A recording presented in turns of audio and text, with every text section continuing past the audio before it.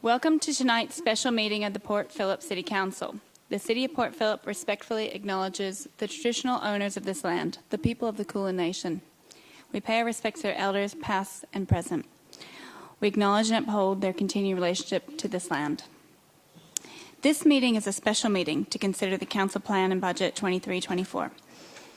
Members of the public are welcome to attend. Welcome to everybody in the gallery and online. However, in accordance with Council's governance rules, there is no provision to ask questions or make submissions tonight. Council's engagement on the Council Plan and Budget was held from the 21st of April to the 18th of May 2023. Council also heard feedback on the Council Plan and Budget from the community at the Council meeting on the 7th of June. This meeting is being conducted in a hybrid style and is streamed via Council's webcast page and Facebook Live. Streams and recordings of Council meetings are copyrighted and cannot be altered, reproduced, or republished without the permission of Council. If we experience any technical difficulty this evening, we will adjourn the meeting for a short time to resolve the issue. The first item on tonight's agenda is request to attend by electronic means. I've been advised by the CEO that we have received no requests from councillors to attend electronically for tonight's meeting. On to apologies. Councillors, do we have any apologies? I see you're all present, so the answer is no. Moving on to declarations of conflict of interest. Does anyone have a conflict of interest in a matter being discussed at tonight's meeting? Councillor Martin. Thank you, Mayor. I have a conflict of interest in the budget section that relates to the funding of the pavilion of the Murphy Reserve. I'm an executive member of one of the host football clubs there, and I will leave the room for that discussion. Thank you. And I have the same. My husband is on the board for the Port Melbourne Colts Football Club, so similar to that, I will leave for that item. And the Deputy Mayor I'll ask to take the chair. Okay. Councillors, we have one report to consider at tonight's meeting, being item 3.1, Council Plan 2021 to 2031, Year 3. So that's where we're at. That's a very long title. I'll just keep reading it. Municipal Health and Wellbeing Plan, Financial Plan, Revenue and Rating Plan, and the Budget 2023 to 24 Adoption. Long title. This recommendation was published in parts to assist councillors in considering each section. We will now consider each part of the recommendation. Councillors will have the opportunity to ask questions and speak to each part. I will seek a mover and a seconder for each part and vote on each item separately. So councillors all have the document how we're going to do this. I know it's confusing, but we are as prepared as we should be. So questions are allowed at each one and to speak to it. But we know that it's a long night and try not to repeat what doesn't need to be said a second time. Where's the rest of the bag? Where's it like that? Give me a minute. Where's it?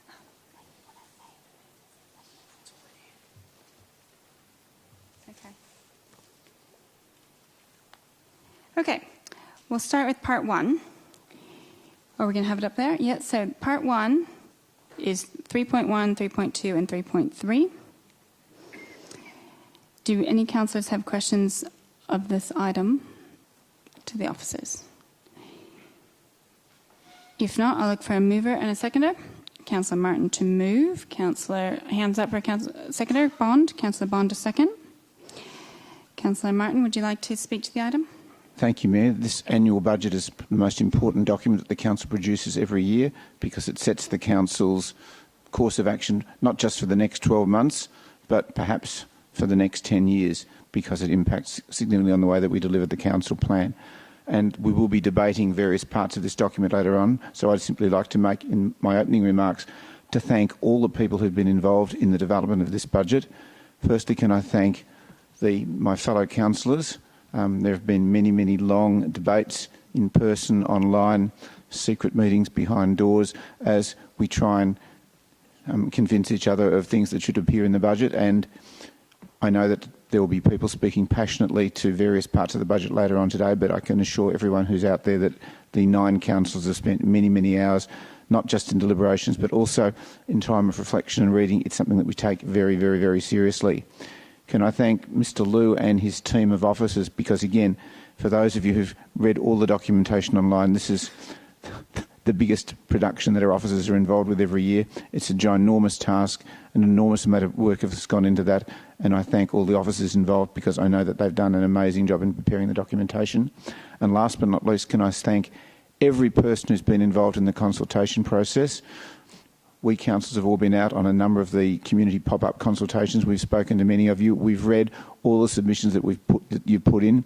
You'll see that in the budget documentation later on tonight that some of the submissions that you've made have caused us to, some of us are preparing alt recommendations based on some of the community feedback that we've heard.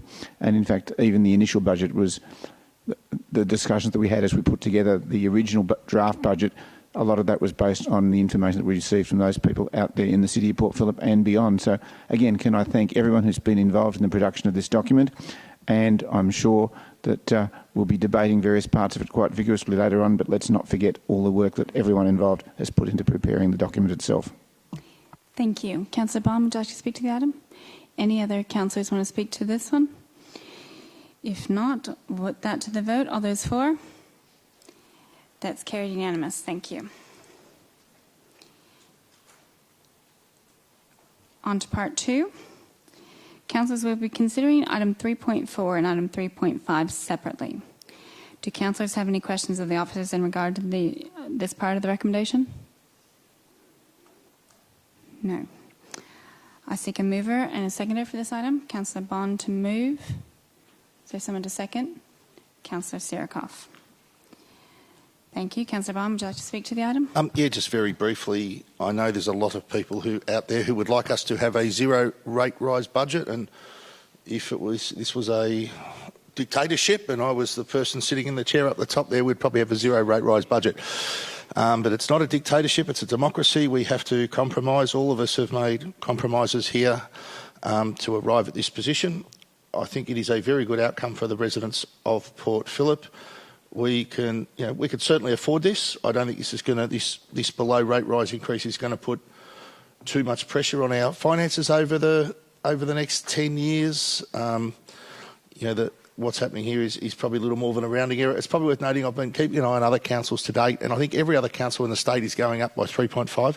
I haven't found another one yet that is going up by less than 3.5, and if there's one out there, I'll certainly keep an eye out for them and congratulate them also. So at this point in time, I think we're the only council doing this, so I think it's a good effort.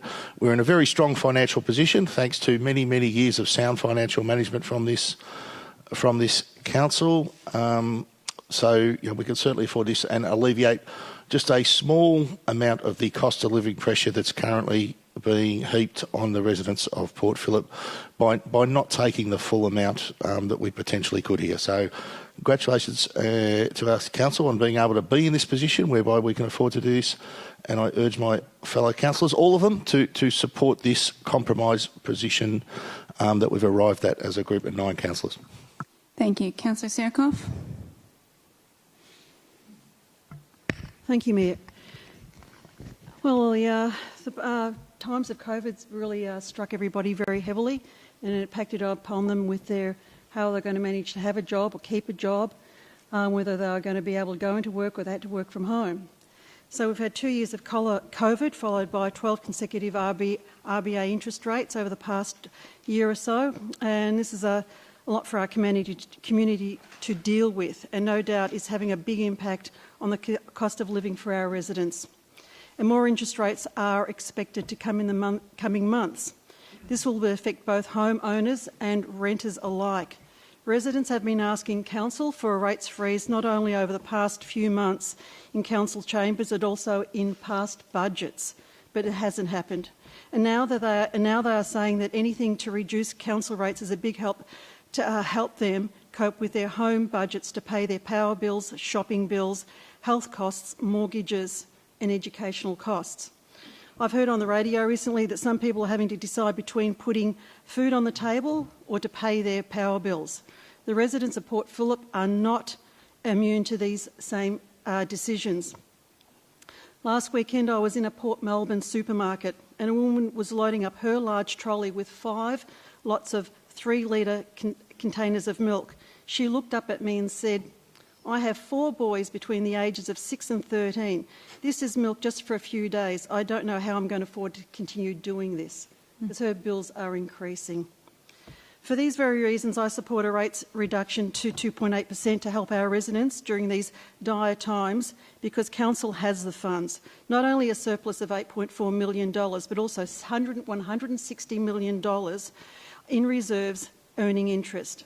A 2.8% rates increase means Council will still collect the same rates revenue as it did this past year, but also a 2.8% increase, which is still more than last year's 1.7% increase. And on top of that, rates revenue from new properties. Council is not going to miss out.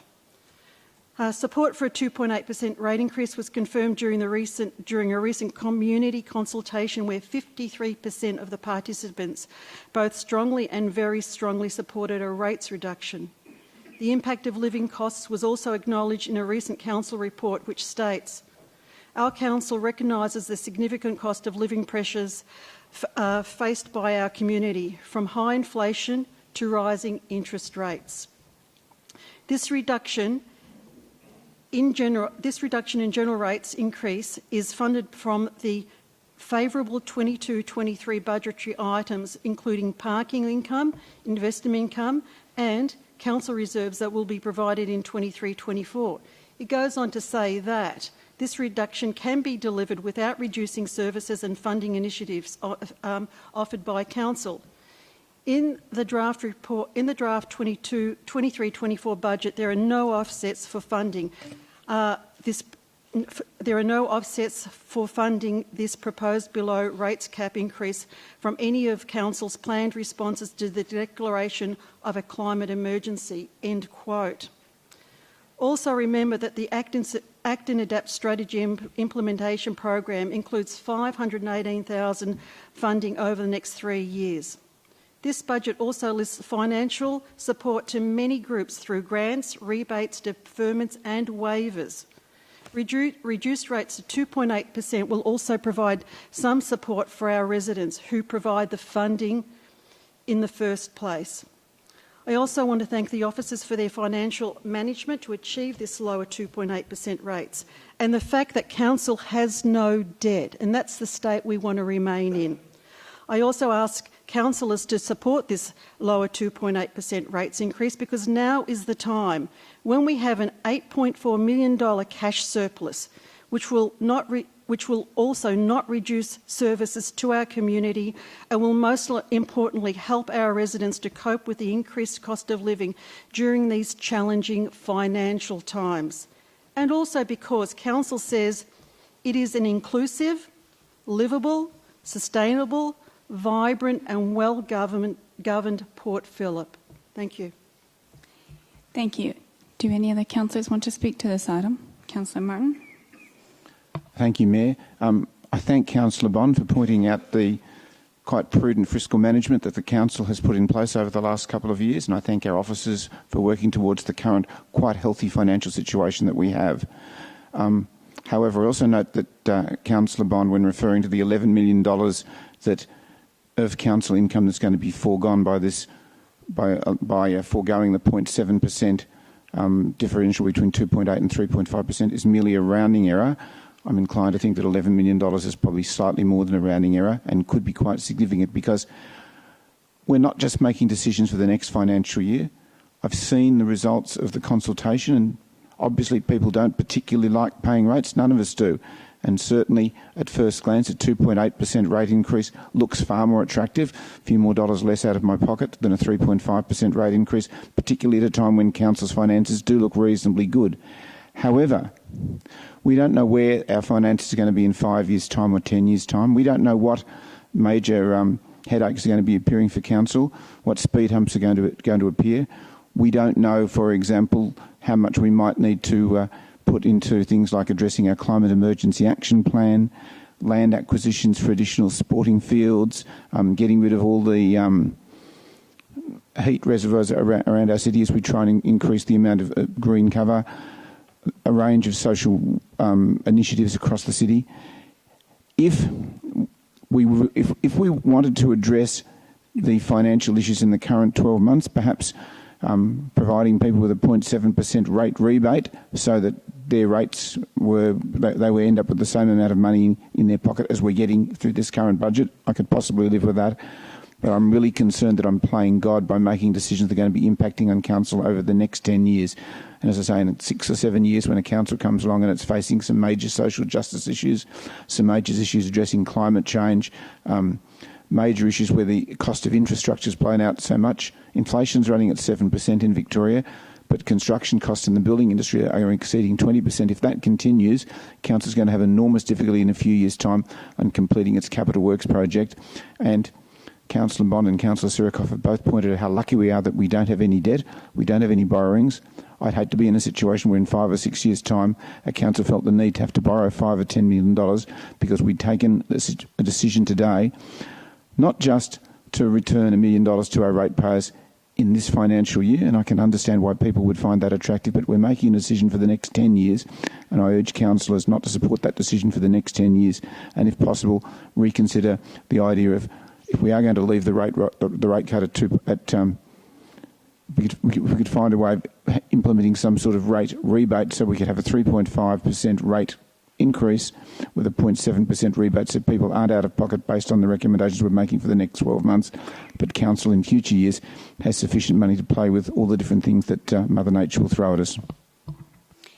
Thank you. Another councillor to speak to the item? Councillor Baxter.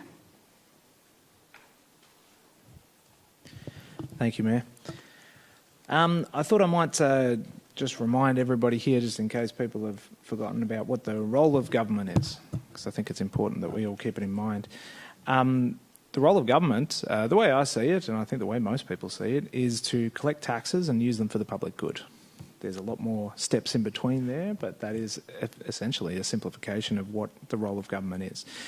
Importantly, the government should not distinguish by the amount of taxes paid. It shouldn't say, oh, you paid more taxes so you get special treatment as opposed to someone who paid less taxes. Or you paid direct taxes so you get special treatment over this person who paid indirect taxes. We all, I think, believe and agree that that should not be the case, that the public good should be determined on things like, you know, what are the groups that need support, what are the goals that we want to achieve as a nation, as a state, as a local area. So it should be those things that benefit everyone, and where necessary, those things that do correct the inequities that are present in our society, such as helping the poor, marginalised. And I think that is actually the basis of our society. I think most people would agree with that. I think most people in Port Phillip, and probably most people generally, accept this, and they pay their taxes knowing that it's for the greater good. They want to ensure, of course, that that money is well spent and that it reflects their social priorities, their political priorities, and that's good. But they don't challenge the notion of taxation itself. They don't say, like, how dare you charge me for this? They recognise that, well, you know, if I need to go to hospital, I should pay these, and that's part of being a part of society. However, there are a tiny minority of people who do challenge the notion of taxation. They just don't want to pay taxes.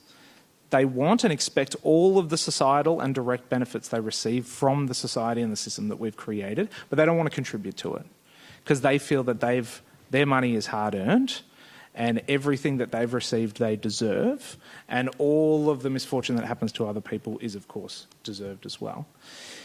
The problem that we have is that, you know, this group of people, they're often not honest about how they feel. They often pretend to be just like the first group.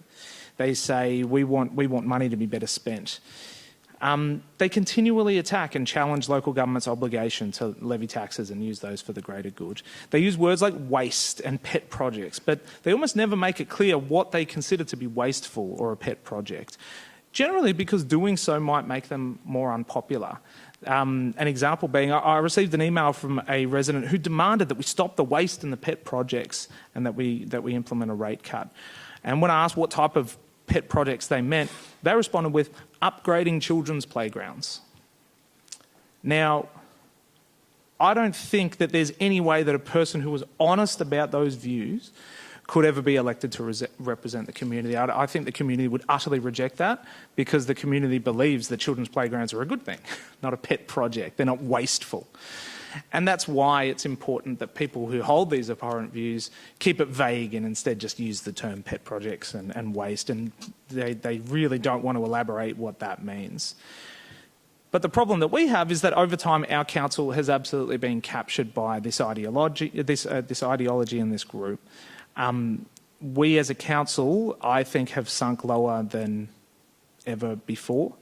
Those who make the decisions on the public good are listening only to those who have no interest in the public good whatsoever, pure self-interest. This decision that we're looking at here, which we're talking about an actual, in real terms, rate cut, given that the rate rise is so far below inflation, this decision will hurt the majority of residents in our community, being renters, to give a tiny marginal advantage to those who own property. Councillor Sirikoff mentioned some of those who are doing it tough. The people who are doing it toughest in our community and around Australia are generally not property owners. They generally don't have wealth and equity to fall back on. The people who are doing it toughest are renters and the people who will gain no benefit whatsoever from a rate cut. They face rising rents, rising far above CPI, far above interest rate rises and any paltry effect of this rate cut. Right? The landlords are raising rents due to a market opportunity, not based on what we're doing here. And we're doing nothing to help this class of people that are doing it toughest. This rate cut, Councillor Bond seemed to sort of present it as a grand political compromise. It's not. Councillor Bond said himself, we may be the only council who makes this choice this year. That tells you a lot. That's a pretty clear indication that what we're doing is a clear outlier. We've never done this before. This is a line crossed. To me, this is not a sign of a council that's working well politically. This is a sign that's actually far off on the fringes of where the political centre is, where society actually sits, what our community expects of us. To me, this is a spit in the face of any community member who isn't lucky enough to own property, and a message to our community that Port Phillip Council believes that local government is the problem rather than the solution. Now, I believe in the power of local government to make positive change for our communities, and it's really sad to see that I'm in a minority on this council in that opinion. But of course, my opinion on this issue doesn't really matter. This decision was made months ago by the power brokers on council, but I'll be voting against this rate cut. Thank you. Would anybody else like to speak to this? All right, should we take it to the vote or someone? Oh, now you're all jumping. Okay, Councillor Clark. Thank you, Madam Mayor. So an increase to the rates of 2.8% is a very modest reduction from the state government rate cap of 3.5. Given the large surpluses we have in council's budget, I believe the rate increase should have been zero. With a revenue budget of over 250 million or thereabouts, a greater decrease was quite achievable if residents were actually put first. The longer term impact is negligible, and like any business, council would be forced or would be able to adjust over time to variations in their budget, which is no different to how mortgage holders and renters are now having to do and adjust their budgets for the increase in their mortgage payments and their rent. And small business owners are now finding themselves. If ever there was a justification to bring down rates, and we pay high rates in City of Port Phillip, it was this year with a surplus of over 8 million and the significant cost of living pressures on the community. The cost of living pressures, which we've had people from across the divide come and speak to council over recent times, both in public and via email. They cover fundamentals such as energy, heating, food, mortgages and rents across our community. And adding to our residents' cost of living pressures by putting up rates only adds to the hardship and reduces the disposable income that those residents have. That's obvious. And those residents don't spend that in some cases in our local businesses, which our municipality will be the poorer for across the divide. There are many people who turn up to council meetings. They all want greater expenditure for their personal council interests and fail to understand the balance that needs to be struck for the broader community who require relief from council, not more council spending. It's hard to see how a significant amount of the expenditure we are proposing is more important than people's heating, food or housing costs, because those are just the fundamentals that people need. It's disappointing to me that my fellow councillors can't support something more substantial for our residents. However, this will result, this modest reduction against what it could have been at 3.5, will result in a smaller ongoing rates for our residents. And as Councillor Baxter used the phrase about a line crossed, that's exactly why I'll be supporting it. So thank you. Thank you. Councillor Crawford, did you want to speak? I'm going to do something tonight that I've never done before, and I'm going to vote against this section of the budget. And so I'd like to go through a few facts to kind of line it up why. So we have already given reductions in rates last year for the first time. We introduced a waste charge, which removed a portion of the waste charge that was covered under general rates and redistributed it so flats paid a larger amount than they ever had before, so the houses that are worth more and paying more proportionally actually got a reduction in their rates overall. So we've actually already done one. We've introduced the differential rating system. This is the second year, and we have moved the dial 1% to commercial and industrial properties. So we're actually giving residents a rate cut already. The state government, instead of going for 4, which is what the ESS recommended, or ECC, whatever it is, we went for 3.5. So they've already got a rate reduction. So there's a whole lot of things already on the table before we came to this. I need to emphasise, though, this is a property tax, and the biggest determinant of what you will pay is the value of your property compared to that in the rest of the municipality. That is the free market. That is not something council can control. What we can control is how we use our budget wisely. But I just want to emphasise, for people that think that it is council doing the wrong thing, it is, if you are lucky enough to have a very valuable property, good luck to you. But as the increase in the free market keeps happening, there is a consequence that therefore your rates will probably rise. That's the relationship. Now, some councillors, another factor, some councillors will say, well, we can't spend money, we can't afford these things, it's cost shifting and all of that. But when it comes, that's only when it suits them. When it comes to items they want to, they can suddenly fund it. So it is really about what you value. Now, we could, and I was open to this, afford a rate rebate. We could have given a cost of living refund, which all the councillors so far have spoken to, that people are in need. We could have done that without affecting future budgets for future councils, which is legislatively a requirement of ours to leave council finances in a reasonable, responsible state for future councils. So we could have given that cost of living rebate.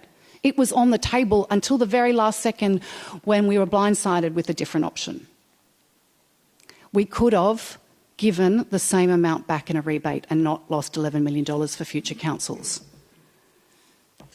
Now, the proportionality, another fact, the proportionality for many of us in terms of community contact and what they contact us about is about the needs in the community, not about their rates. Now, we know bigger costs are coming our way, catastrophic risks, and councillors, they're in our budget, councillors know about them, and I imagine an audit and risk committee would have recommended a rate rebate, not a rate reduction, given knowing the future catastrophic risks coming towards us. Now, the other reason I'm voting against it is that this is not a rate reduction that benefits the majority of our residents. As mentioned, majority are renters, and I know landlords and ladies have increasing costs themselves, so are unlikely to pass on any rate reduction. I would ask if it's possible, please do so.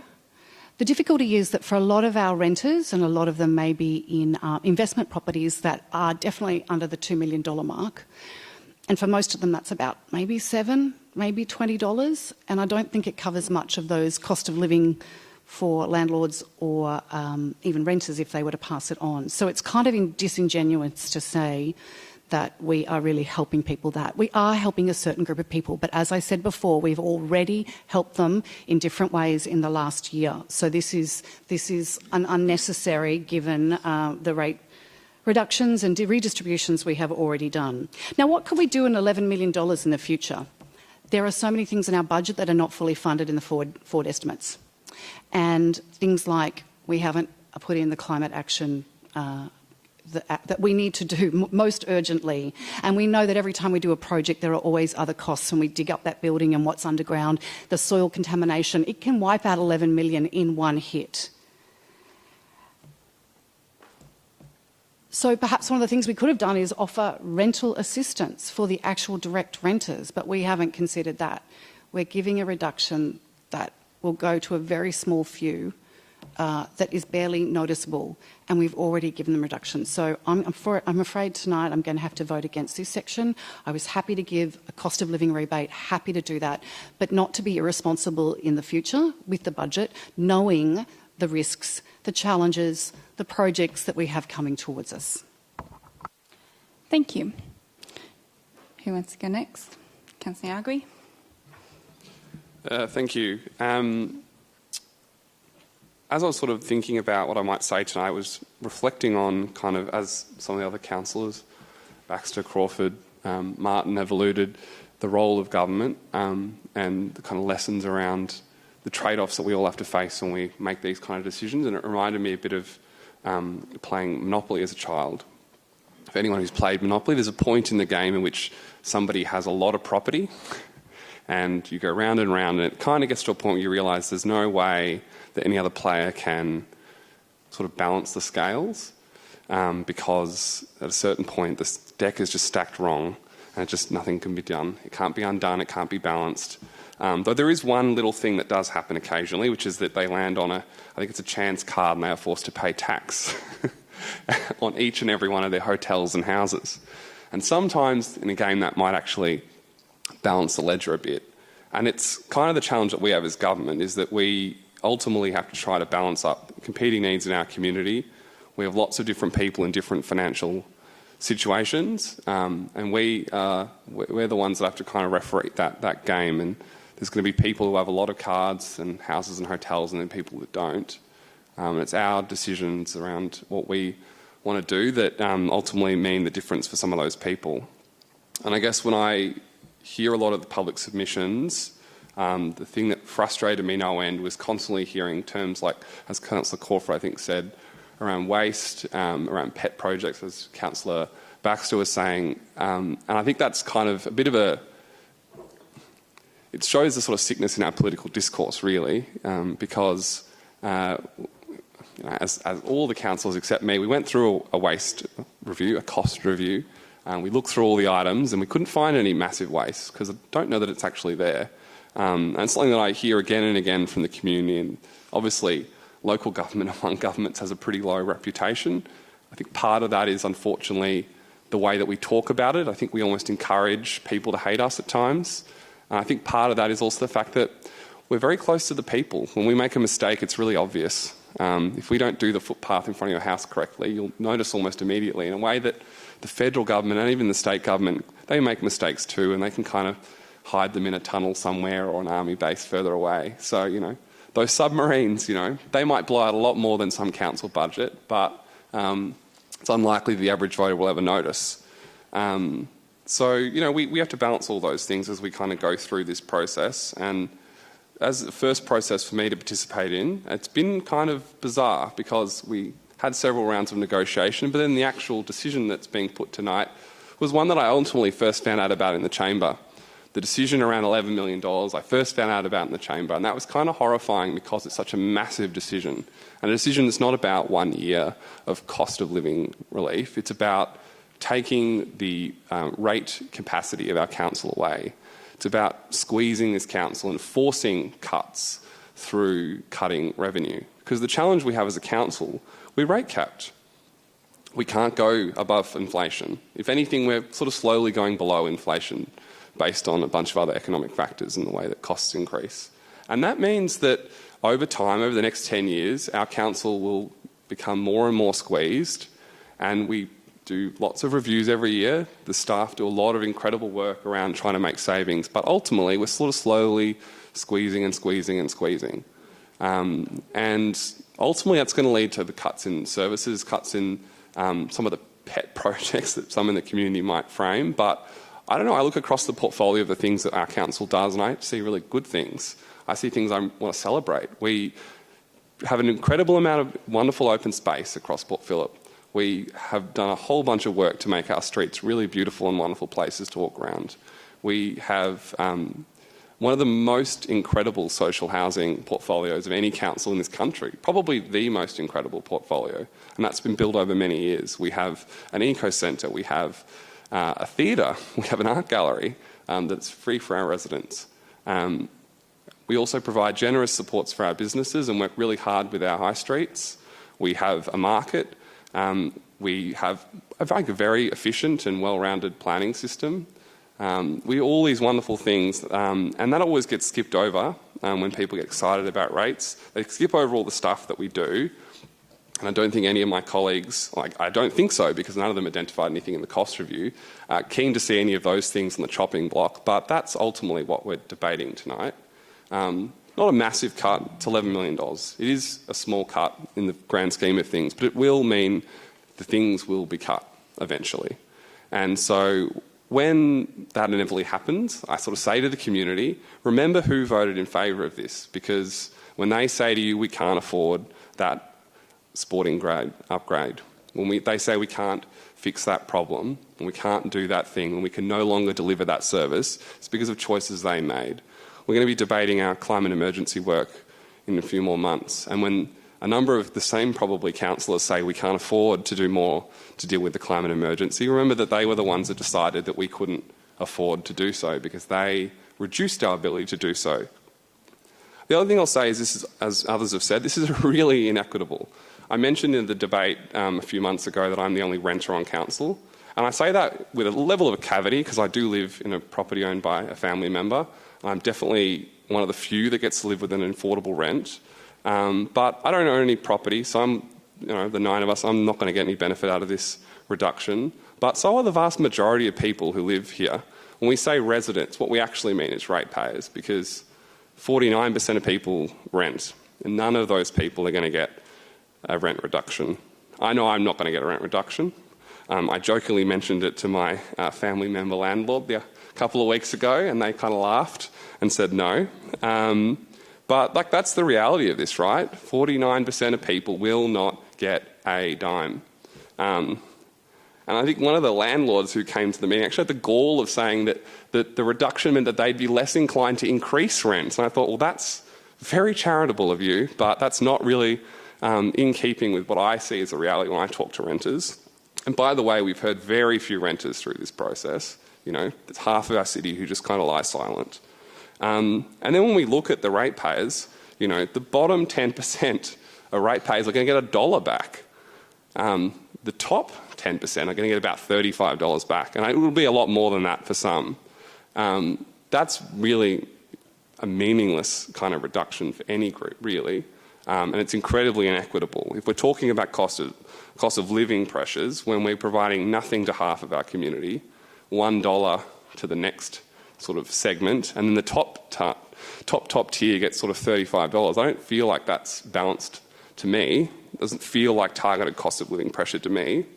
It sounds like a political project designed to, as I say, reduce our ability to deliver for our community. So that's what I see coming out of tonight. So as a result, I'll be voting against this. Thank you. Councillor Pearl, would you like to speak to it? No. Okay. Not a problem. Well, you ruined the first part of my speech.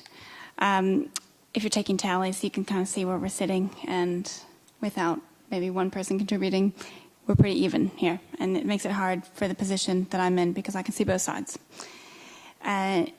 it's true that we can afford this because we've been really fortunate to have prudent financial history that has led to large reserves that may need to be spent soon, but right now they're sitting there gaining interest, as well as parking, performing better than we'd budgeted for. So those short-term windfalls are an opportunity. You can either, spend that on something, get that, or this opportunity where we have the money that is not making any cuts to our services at all. It's just saying, look, we've been really fortunate here. Let's give it back to the people by not asking them to give us as much money, because ultimately this is the money that comes from the ratepayers to fund everything we do here. Well, there's other things like the car parking and stuff comes as well. But the point is that we have never taken a rate cap before since it's been introduced. So this is something new. And I agree. I don't think there are going to be any other councillors that are in this fortunate position to offer this. Some people think that's a red flag. But it's also, let's see how this goes in a way. Time will tell. And it is a little bit daunting to think that people will look back, I don't think anyone's going to think we're heroes, but I can see the other side, people think we're really made some bad choices. Or maybe it was just, that was how we did it this year. We are not cutting any services. The end result is we are still going to deliver, which is fantastic. It's a really great opportunity we have here. At the same time, though, we still do have these challenges that are, and the costs are certainly going up. Every project, it's very expensive in council, and inflation is higher than the rates cap.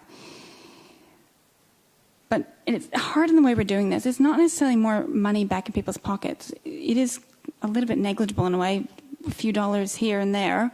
Collectively, it amounts to more, but it is still a few dollars that we are not asking of our people. So I think that's the important part to remember. Maybe someone saying the people aren't going to get a dime, that's probably better phrased for how it would have been if it was a rebate, because in that concept, it was still being charged and taken back, but they don't have to pass it on that way. We just didn't ask for as much money. So it's a hard decision. And I think it's rightly said that it was decided a bit ago. It was a little bit last minute. Well, we all know what went out in the papers and what went through the chambers. It's a difficult decision. I know there's a lot of people in our community who won't be happy, and there's others who won't be not unhappy. But I guess that finished that debate unless Councillor Bond wants to close out. All right. I think we're ready for the vote unless Councillor Pearl wants to chime in last minute. No? All right, all those in favour? 1, 2, 3, 4, 5. All those against? 1, 2, 3, 4. It is carried. Division, please. Division. Yep, let's go. I expected that. All right, all those in favour? Councillor Bond, Councillor Sirikoff, Councillor Pearl, Councillor Consola and Councillor Clark. All those against? Councillor Nyagri, Councillor Crawford, Councillor Baxter and Councillor Martin. That's carried. I assume somebody else has recorded that? Okay. It's on the record. All right, we're going to move on to part 3, what we're calling part 3. This is 3.6, and it's mostly about the waste. So everyone knows where we're at. It's a bit challenging tonight. Do councillors have any questions on item 3.6? No, we're all good? I want to make sure we all know what we're doing. Good? All right, no questions. Would anybody like to move this or something else? Anybody want to move it? Okay, Councillor Nyagui, and second, Councillor Crawford. All right, Councillor Nyagui, would you like to speak to it? Just to say, I think this is, this is a good part of our budget. This is a reform that happened a little while ago around the waste charge, and I think there's a lot of exciting work going on in this space across the city. We've had a lot of negotiation about how we should comprise these charges across properties and try to make them as equitable as possible. I feel like as a group we've come to a position that is going to best enable us to provide quality services while also providing equitable payments across the city. So yeah, I look forward to voting. But there's also other components in relation to some of our shopping districts which I think are also really great to see. That's all I'll say on this. Thank you, Councillor Crawford. Just wanted to point out this section, this is the waste charge, which is a rate redistribution already that we're doing, but also to note that there is one-off waivers for people who are in financial difficulty of up to $750, which is a much more substantial way. If you are in trouble, please reach out. And also to welcome the Carlisle Street traders to setting the rate for their special rate scheme and join many of our great business associations that are working very hard for their high streets. But again, just reiterating, if anyone is really in the position where they need to talk to council about financial support as these rates go out next year, please reach out. Thank you. Any other councillors want to speak to this part? Councillor Bond? I won't be supporting this, primarily because I oppose any form of rates of waste charge. The reason people pay rates is so that council comes and collects their bins and cleans the streets. The collecting of the bins and the cleaning of the streets should be the first item paid for out of rates collected in each and every budget. It should not be separated out into a separate waste charge that is separate to the core function of the purpose of council. So I think I've voted against this every single time it's come up, and I'll continue to vote against it tonight on the basis I just don't believe we should ever have a waste charge. We should be paying for all this out of our rates. Thank you. Any other councillors to speak to it? I'll just quickly say that the waste charge was new last year, as you've heard, and it's distributed the costs across different households, but it's also introduced new services. It's really exciting that we've seen such a good diversion out of from our green waste program, from landfill, and we have more rolling out shortly. Then we'll see hopefully some more impact. It's a learning. We learn, the costs are changing. It's an evolving space, and I think the team's been amazing in implementing what we've had and working dynamically as it moves. So I will be supporting it. Last chance, anyone wants to speak to it? Otherwise, we'll take it to the vote. All those in favour? All those against? All right, that's carried. Division required. Okay, all those in favour? Councillor Sirikoff, Councillor Nyagui, Councillor Consolo, Councillor Martin, Councillor Baxter, Councillor Crawford and Councillor Clark. All those against? Councillor Bond and Councillor Pearl. Hands held high there. Thank you. Now we're on to part 4.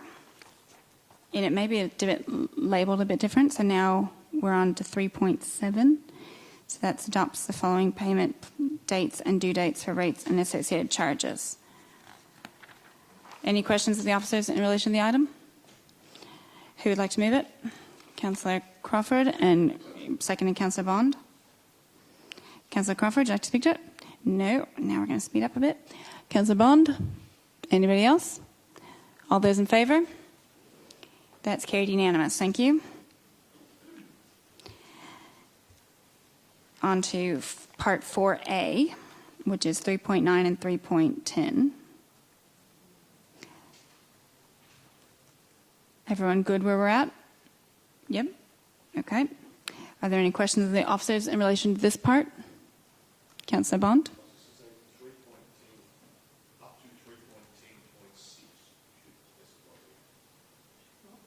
Oh, sorry. You're right.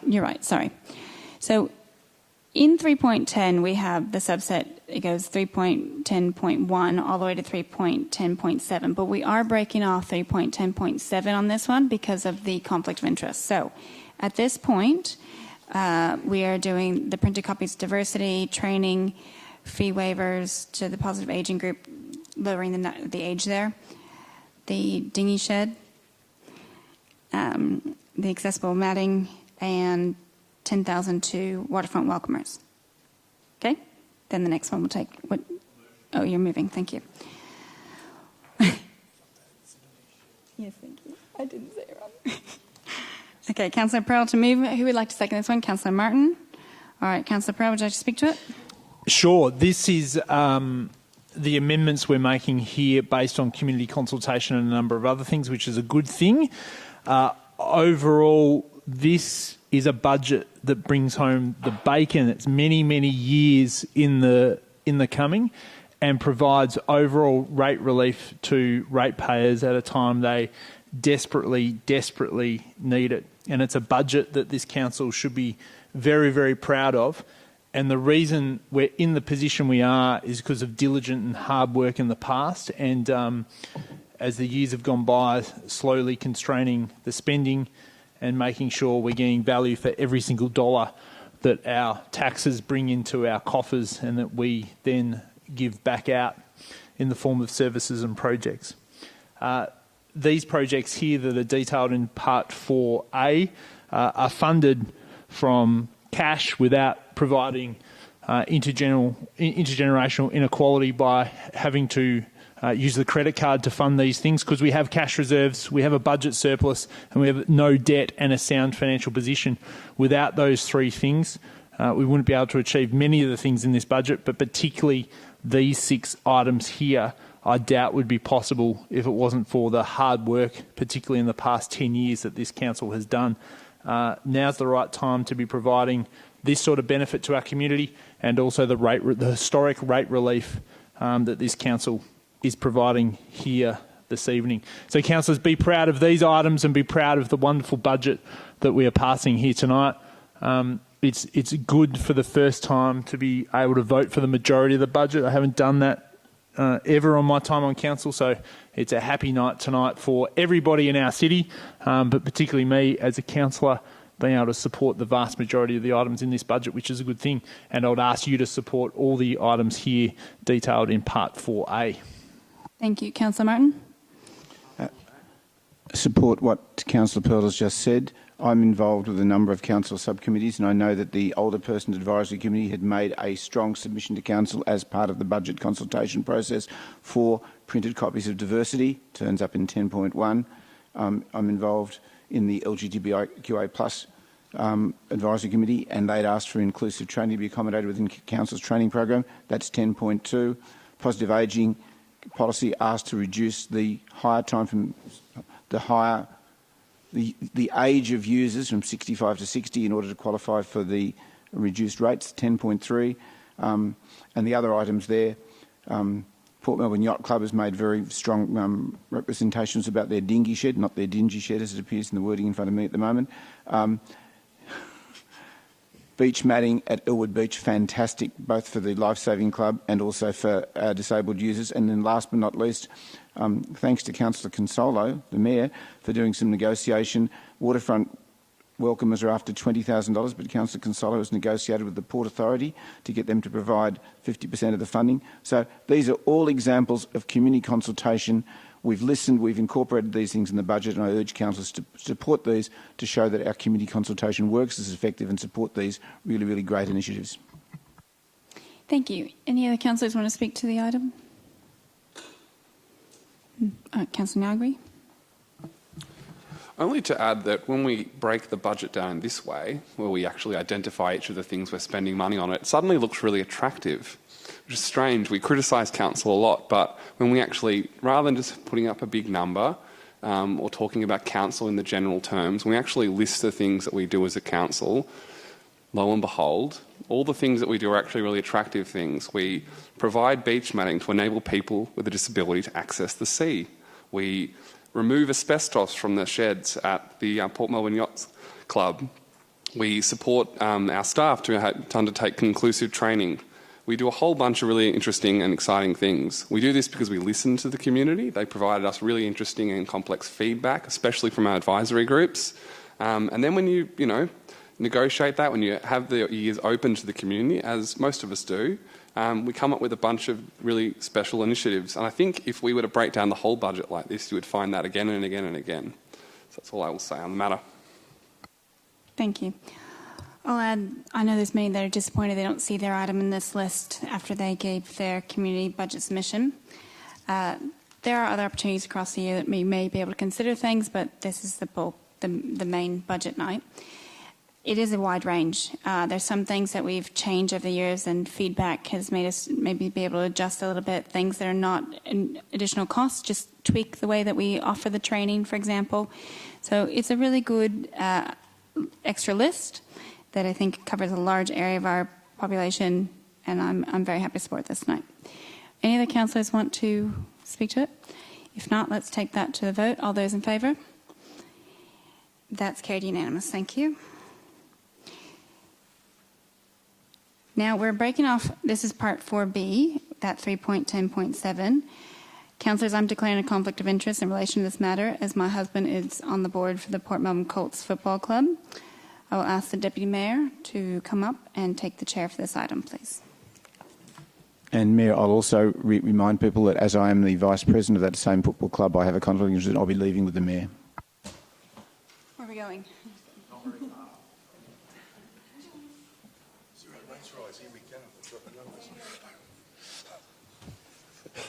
Over a second, no.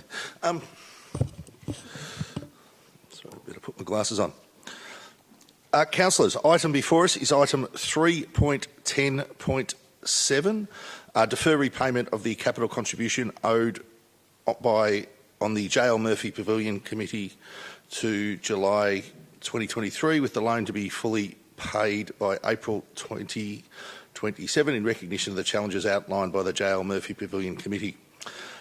Do councillors have any questions of the officers in regard to this part of the recommendation? There being no questions, do I have a mover for this? Councillor Pearl, do I have a seconder? Councillor Sirikoff. Councillor Pearl, would you like to speak to this item? Yes, thank you, Deputy Mayor. Council never should have made this loan. When we made the loan several years ago, it was fairly evident that the clubs wouldn't be able to repay that, even in the pre-COVID environment. The borrower was slave to the lender, and in this case, Council has enslaved these clubs to this loan, and we shouldn't have done it.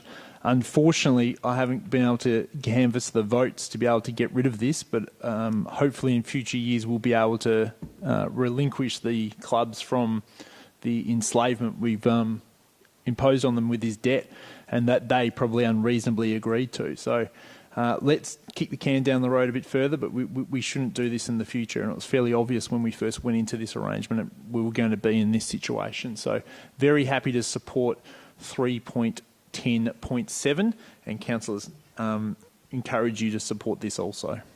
Thank you. Councillor Sirikoff. Thank you, Deputy Mayor. Just very quickly, I'm happy to kick the can further down the road, and hopefully that the club can find means to repay the loan in the next couple of years and have lots of fundraisers. So I look forward to them also being debt-free. Thank you. Thank you. Any other council like to speak to this? I'll just briefly say this. Action here is consistent with how we've treated other clubs in the municipality, such as the St Kilda Lifesaving Club, who we had a similar loan with when their building was rebuilt, and they have paid that back on time as per the agreement. I think they've got about 3 years to go, and they will be free of that loan. So this is consistent with how we've treated all our clubs in this municipality. Councillor Pearl, would you like to close? No. Councillors, I'll put this to the vote. All those in favour? That is passed unanimously. I will ask that Councillor Consolo and Councillor Martin re-enter the chamber.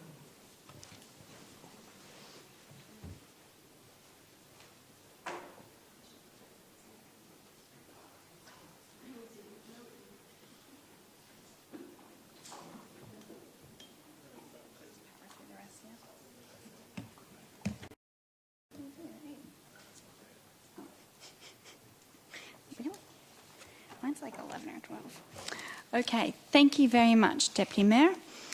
So we're on to part 4 point, what does that say? For C, it looks like a 6. For C, that's 3.10.8, that the Mayor calls on motions for additional changes to the budget 23-24. Just checking some spelling errors. And that these motions be considered by Council in part. So that each one of these we have voted on individually. So I'm calling for motions. I need a mover and seconder for calling for motions. That's what I'm being told, okay? Councillor Crawford and Councillor Niagui. Huh? Oh, well, sure. Why don't we do that? I'll move it and Councillor Crawford is seconding it. For everyone taking notes? Yeah, we're good with that? All right. Yeah, because it says the Mayor. I don't know. All right.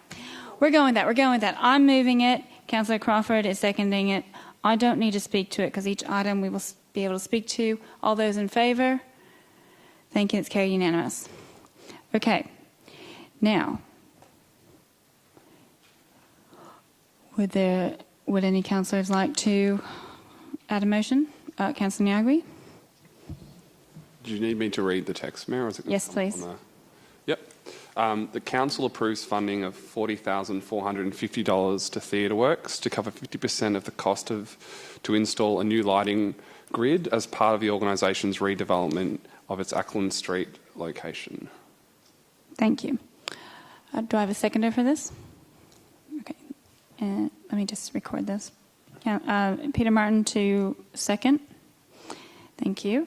Councillor Nyagri, would you... Actually, I might just ask if anybody has a question. That may be a question of the officers, because you didn't know it was coming. This is the opportunity to ask any questions. I see none. Councillor Nyagri, you may speak to it. Thank you, Mayor. Theatre Works have come to us with a modest ask.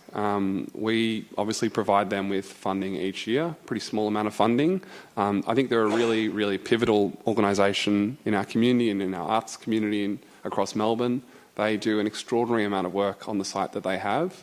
Although it's not a council building and we don't ordinarily participate in its management, I think that this modest ask during a pretty difficult stage of their redevelopment is a reasonable thing for us to chip into. They've got a bit of funding from the state government. My understanding, they've had to redo some of their works because, unfortunately, with the cost of building going up, they've not been able to do everything that they initially intended to do, and they're finding themselves in a bit of a tight spot. So when they came to us asking for some funding for their lighting grid, I felt like that was a reasonable request. It's not ultimately improving the building as such, it's about improving their capacity to run shows and to turn things around between them. As any good organisation that can fundraise, they haven't come to council empty-handed. They've come to us just for the 50%. They're fundraising the other half, which is a lot of work for them to do, but they're doing that, and I think that's a really good indication of their commitment. Ultimately, I want to make sure that Theatre Works remains a viable part of our arts community and remains located on Ackland Street, and I think us providing this rather small loan of money will enable them to remain. Well, not a loaner, funding. Thank you. Councillor Martin, would you like to speak to it? Live theatre is a very important part of the life of the city of Port Phillip, and I've been privileged to be involved for nearly 50 years. I had a major role in the construction of the Phoenix Theatre in Glen Huntly Road, and I've been involved there both as a teacher and as a performer, and my children have appeared on stage there. I know the importance of theatre in our community. A few weeks ago, we were fortunate as councillors to be given a tour of the facilities down in Ackland Street for Theatre Works. They're desperately in need of being able to improve their lighting grid so that they have the capacity to deliver quality programs in our community. They're a major part of our community, and I think as a one-off, given that they're providing 50% of the funding and given that it will enable them to provide programs that will allow both participation and attendance by many people in our community, this is a value add for the people of Port Phillip, and I think we should support this one-off 50% only contribution to something that's not going to be part of their permanent ongoing structure.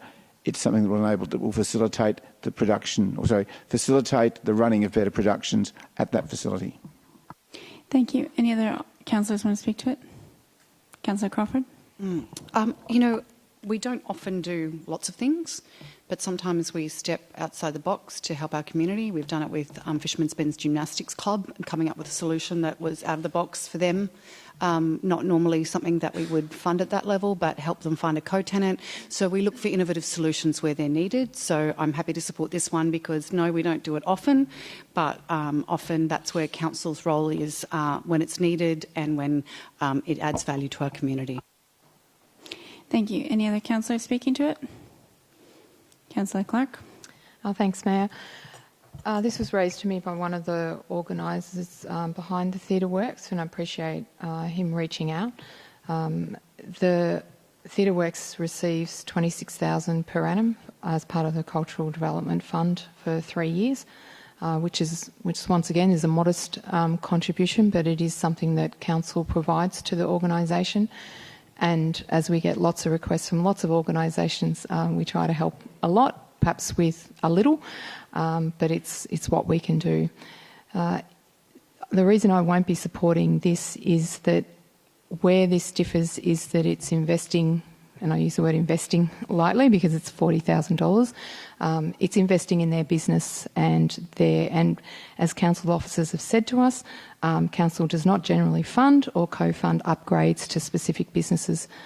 For me, this is I appreciate the good works of the Theatre Works and the value that the community enjoys there. But council has to have some principles around where we draw a line in our money, and that's not upgrading businesses. It's the same reason, to some extent, we don't go and invest in heritage upgrades of shopping streets and things like that, because that is investing in a business that is independent from council. So I appreciate the motion that's been put up, and that's the reason I won't be supporting it. Thank you. Thank you. Councillor Serikoff. Thank you, Mayor. I think what the works that Theatre Works does is great for community. I totally agree with that. But at the same time, it is a privately owned and run premises, and council does not, their practice is not to be giving large sums of money to privately owned groups or organisations. But at the same time, council has been very generous with Theatre Works by providing them with $26,000 as part each year for over 3 years, as part of the cultural development funds for supporting such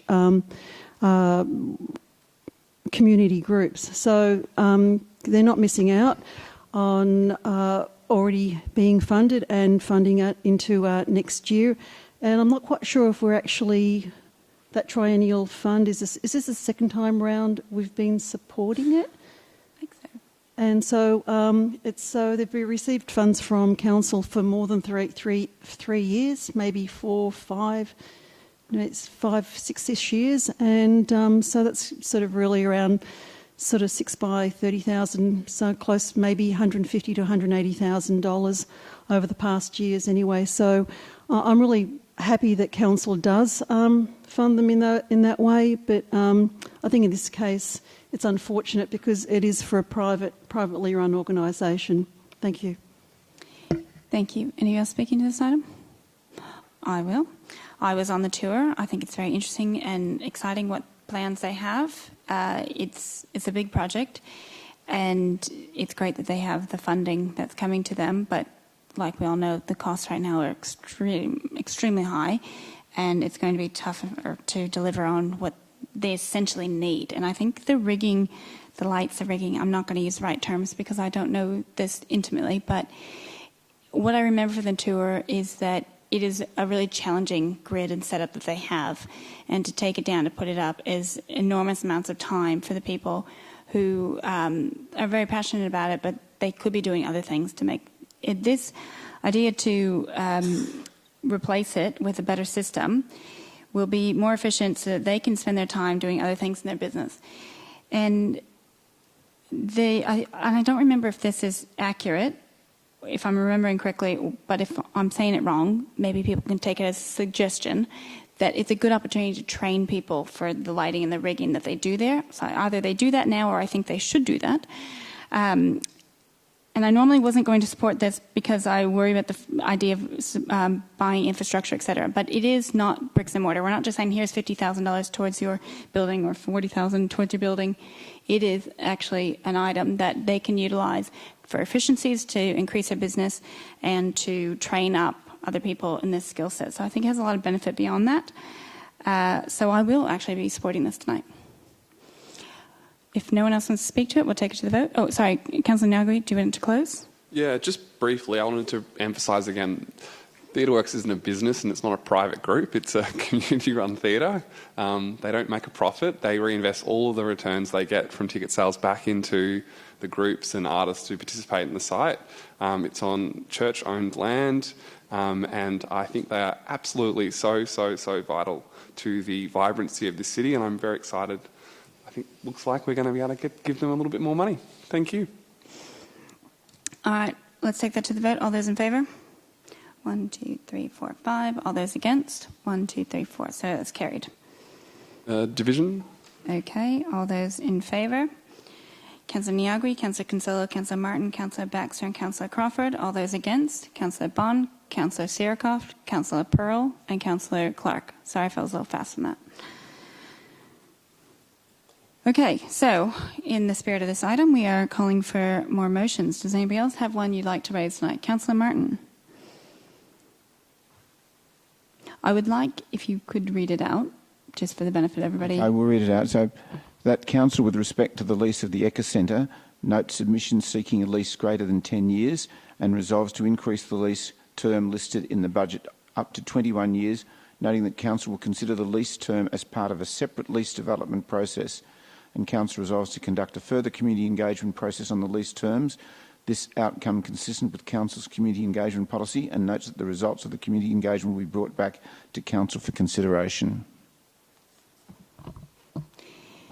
Thank you.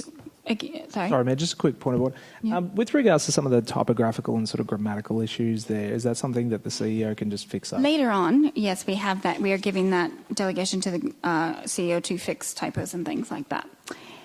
Is there anything that's vital for you tonight? Okay. Any other questions for officers, because we've just put this up? Do you have a question, Councillor Martin?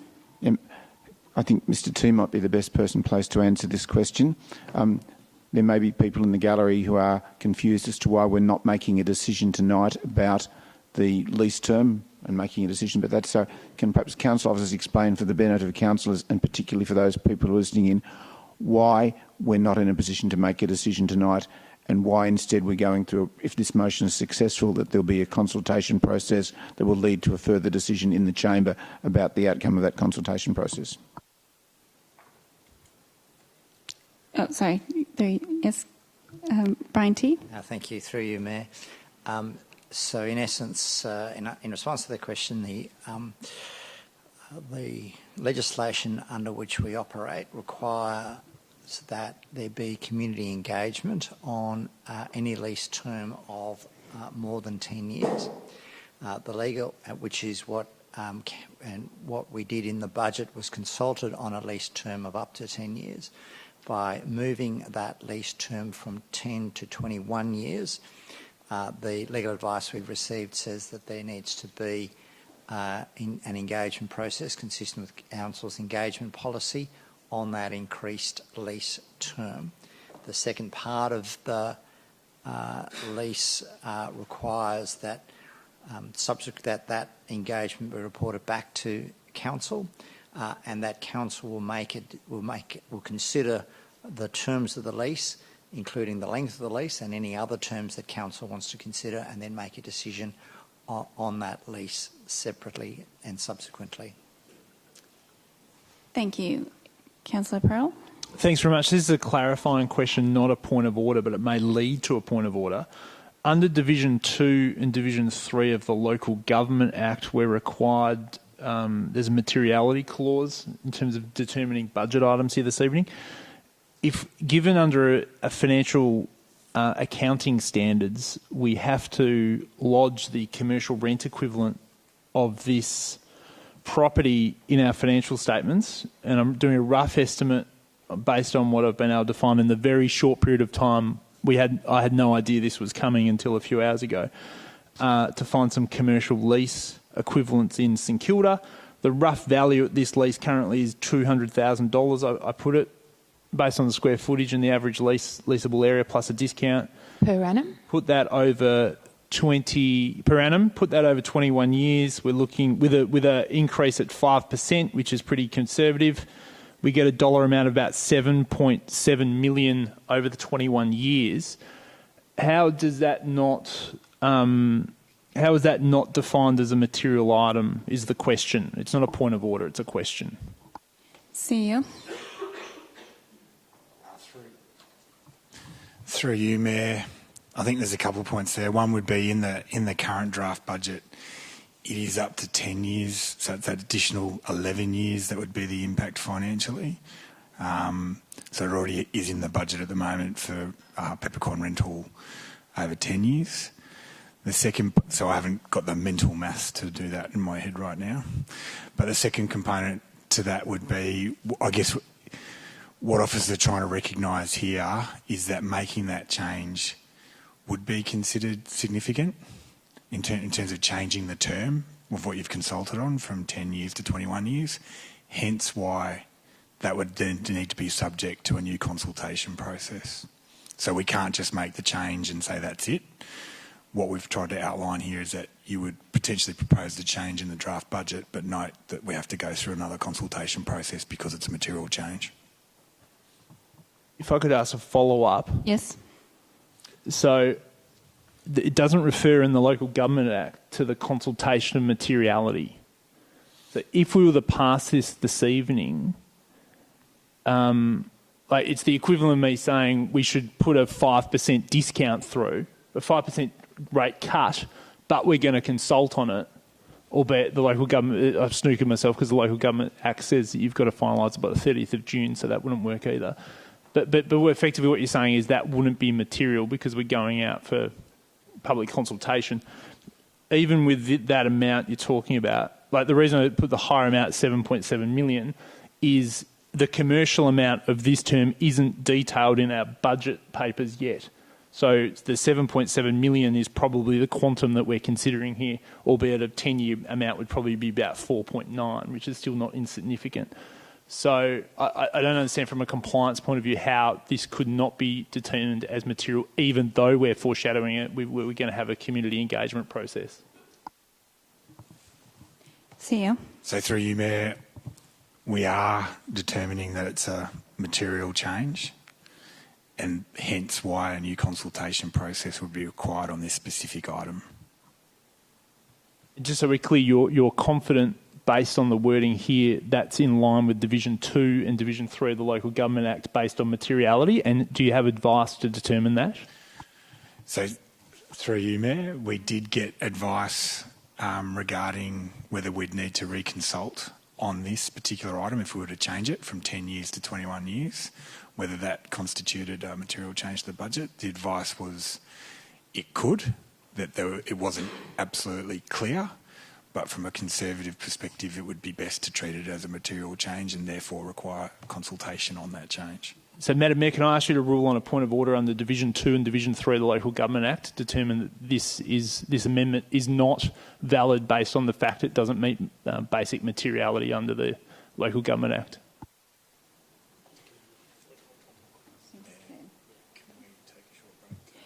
All right, let's take a little short break on this item. Should we say, hold on. So let's go with 8 minutes, which will put us straight on to 8 p.m.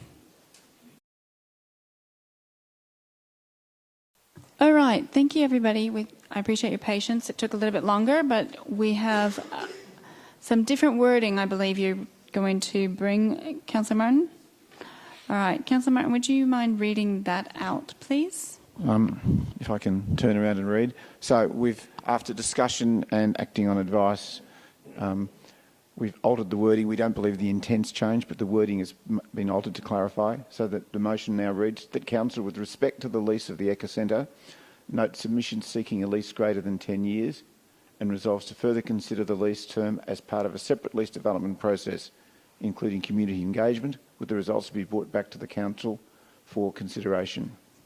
Thank you. Any questions of this new wording? If not, I'm looking for a seconder. Councillor Crawford to second. All right, Councillor Martin, would you like to speak to it? Council and the State Government have collaborated together to provide new facilities for our Ecocentre, a considerable amount of State Government money and a considerable investment by our Council as well. And as we develop our Climate Emergency Action Plan, the Ecocentre team will be key movers in delivering that program, not just over the next 10 years, but hopefully long into the future, so that they can plan for the future, so that they can prepare programs that can look at supporting us as we address climate emergency action issues over the next few years. It's important that they have a lease term that gives them that certainty and that time to be able to develop and plan for the future. They've come to us and they've suggested that 10 years is too short, and they've asked for 21 years. This motion allows Council to take this issue out for consideration, seek community feedback, and then we can come back into the chamber, and obviously we'll be seeking representation from the people from the Eco Centre. Thank you, many of those who are here who've come along, and we'll be asking for your opinion, we'll be asking for our community opinion, and then we as a council will come up with what we think best addresses the needs of the council and all the other people in the city of Port Phillip. So, as Mr T mentioned earlier, we're not in a position to make a decision tonight about what the term of the lease is, but this is a way that, through the process that this motion foreshadows, if it's successful, it means that we can have a full community consultation. Community can be very clear about exactly what the role of the Eco Centre will be as we address our climate emergency action plan and the many other climate issues that the Eco Centre is currently involved in. And they can be very clear with us for their reasons about wanting a longer term than 10 years. I well understand what they're after, but they'll have the opportunity to argue that case very strongly with us and with the community. And hopefully in a period of about 3 months' time, there'll be certainty for all involved about what the term of that Eco Centre lease is. So we're not asking councillors to make a decision tonight on what the term of the lease is. We're asking that this matter go to community so that the community may say that 10 years is wonderful. They may suggest a term less than 10 years. I know the Eco Centre itself will be arguing for 21 as they're entitled to. We'll see what the feedback comes in from all members of our committee, and then we as councillors will sit around the table and we will make a decision about what that lease will be. Thank you. Councillor Crawford? Just quickly, given that so much effort went into fundraising half of the building by the amazing volunteers at the Eco Centre, I'm really looking forward to this opportunity now to have a longer conversation about the appropriate length of time that you deserve to be in the building.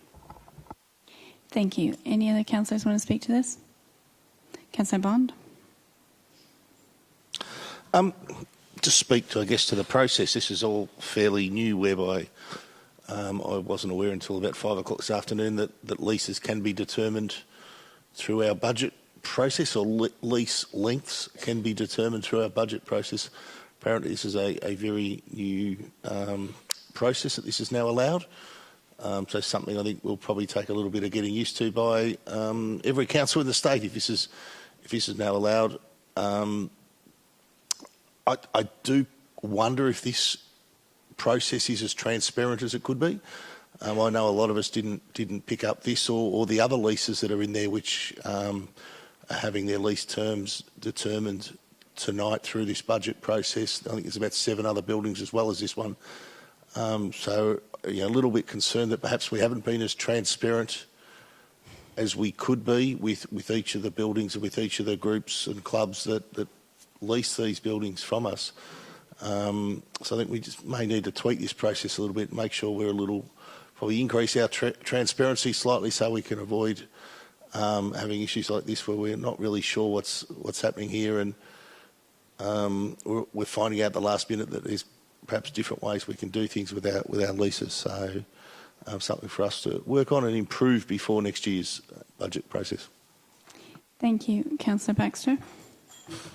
Thank you. Yeah, like Councillor Bond, I was sort of a bit confused as to how this process goes. I assume we'll get better as we go on. We've been having conversations around this building and this lease and the wonderful relationship that we have, and I think that this sort of inclusion in the budget sort of cuts off a conversation that was kind of we were in the middle of. So I'm going to be supporting this motion because this amendment rather, because it just keeps that conversation open rather than sort of cutting it off halfway through. Thank you. Any other councillors speaking to this item? Councillor Pearl? Thank you, Madam Mayor. I thank Councillor Martin for amending the original motion that was put up. In my view, it was very dangerous to have a 21-year number there, and I'm glad that's been removed and changed, a small change, but a very, very important one. We shouldn't be making decisions of this magnitude based on an amendment, in my view, at such short notice. I didn't see this until 5:30 roughly this evening, and making such a quantum change, in my view, was pretty reckless. Plus, it's an unprecedented move in terms of the lease processes we've gone through with a number of sporting groups and community groups over the past few years to allocate a lease of that tenure. We have done it, obviously, on a significant site which required substantial capital improvement, councillors, which is obviously the South Melbourne Town Hall.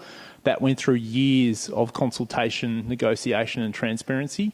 I'm deeply concerned that we're even considering a 21-year lease on this site.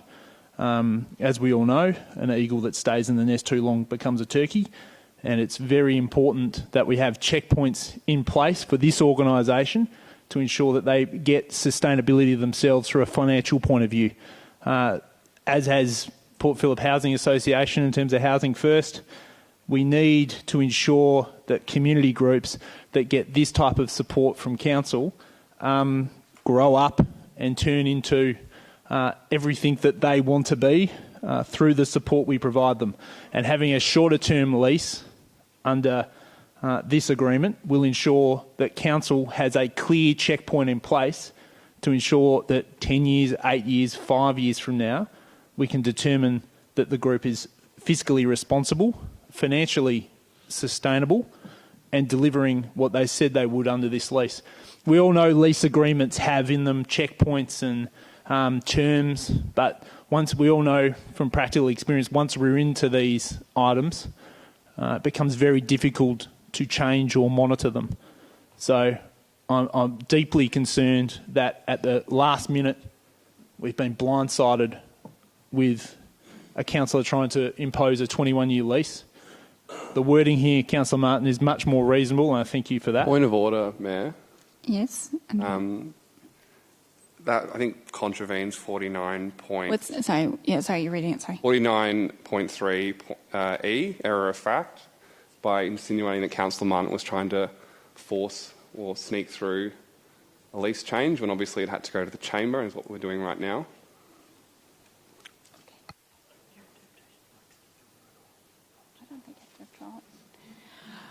I note what your point of order, and I will.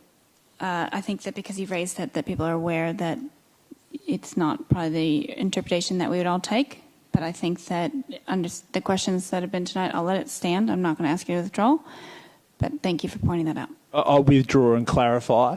So under good corporate governance practices, based on the lease of this term of 10, 21 years and this quantum, you wouldn't reasonably expect councillors to be making a decision with an hour's notice before a meeting commences. It's not what is generally accepted under good corporate governance practices. So I hope, Councillor Naragi, that clarifies the point I was trying to make.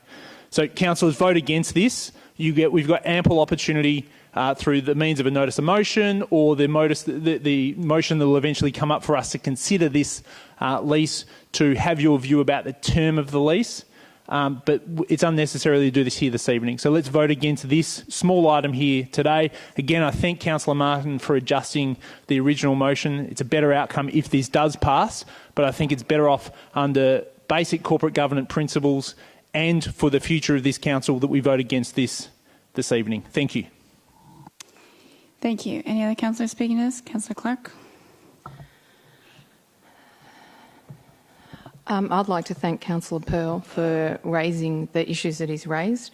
It was clear that the motion was fundamentally flawed in its original context, and I think, yes, we have come out with better wording, but certainly this process has raised many questions for me around the commercial negotiation process, for the want of a better term, and the governance around I guess how we go about looking at long-term leases.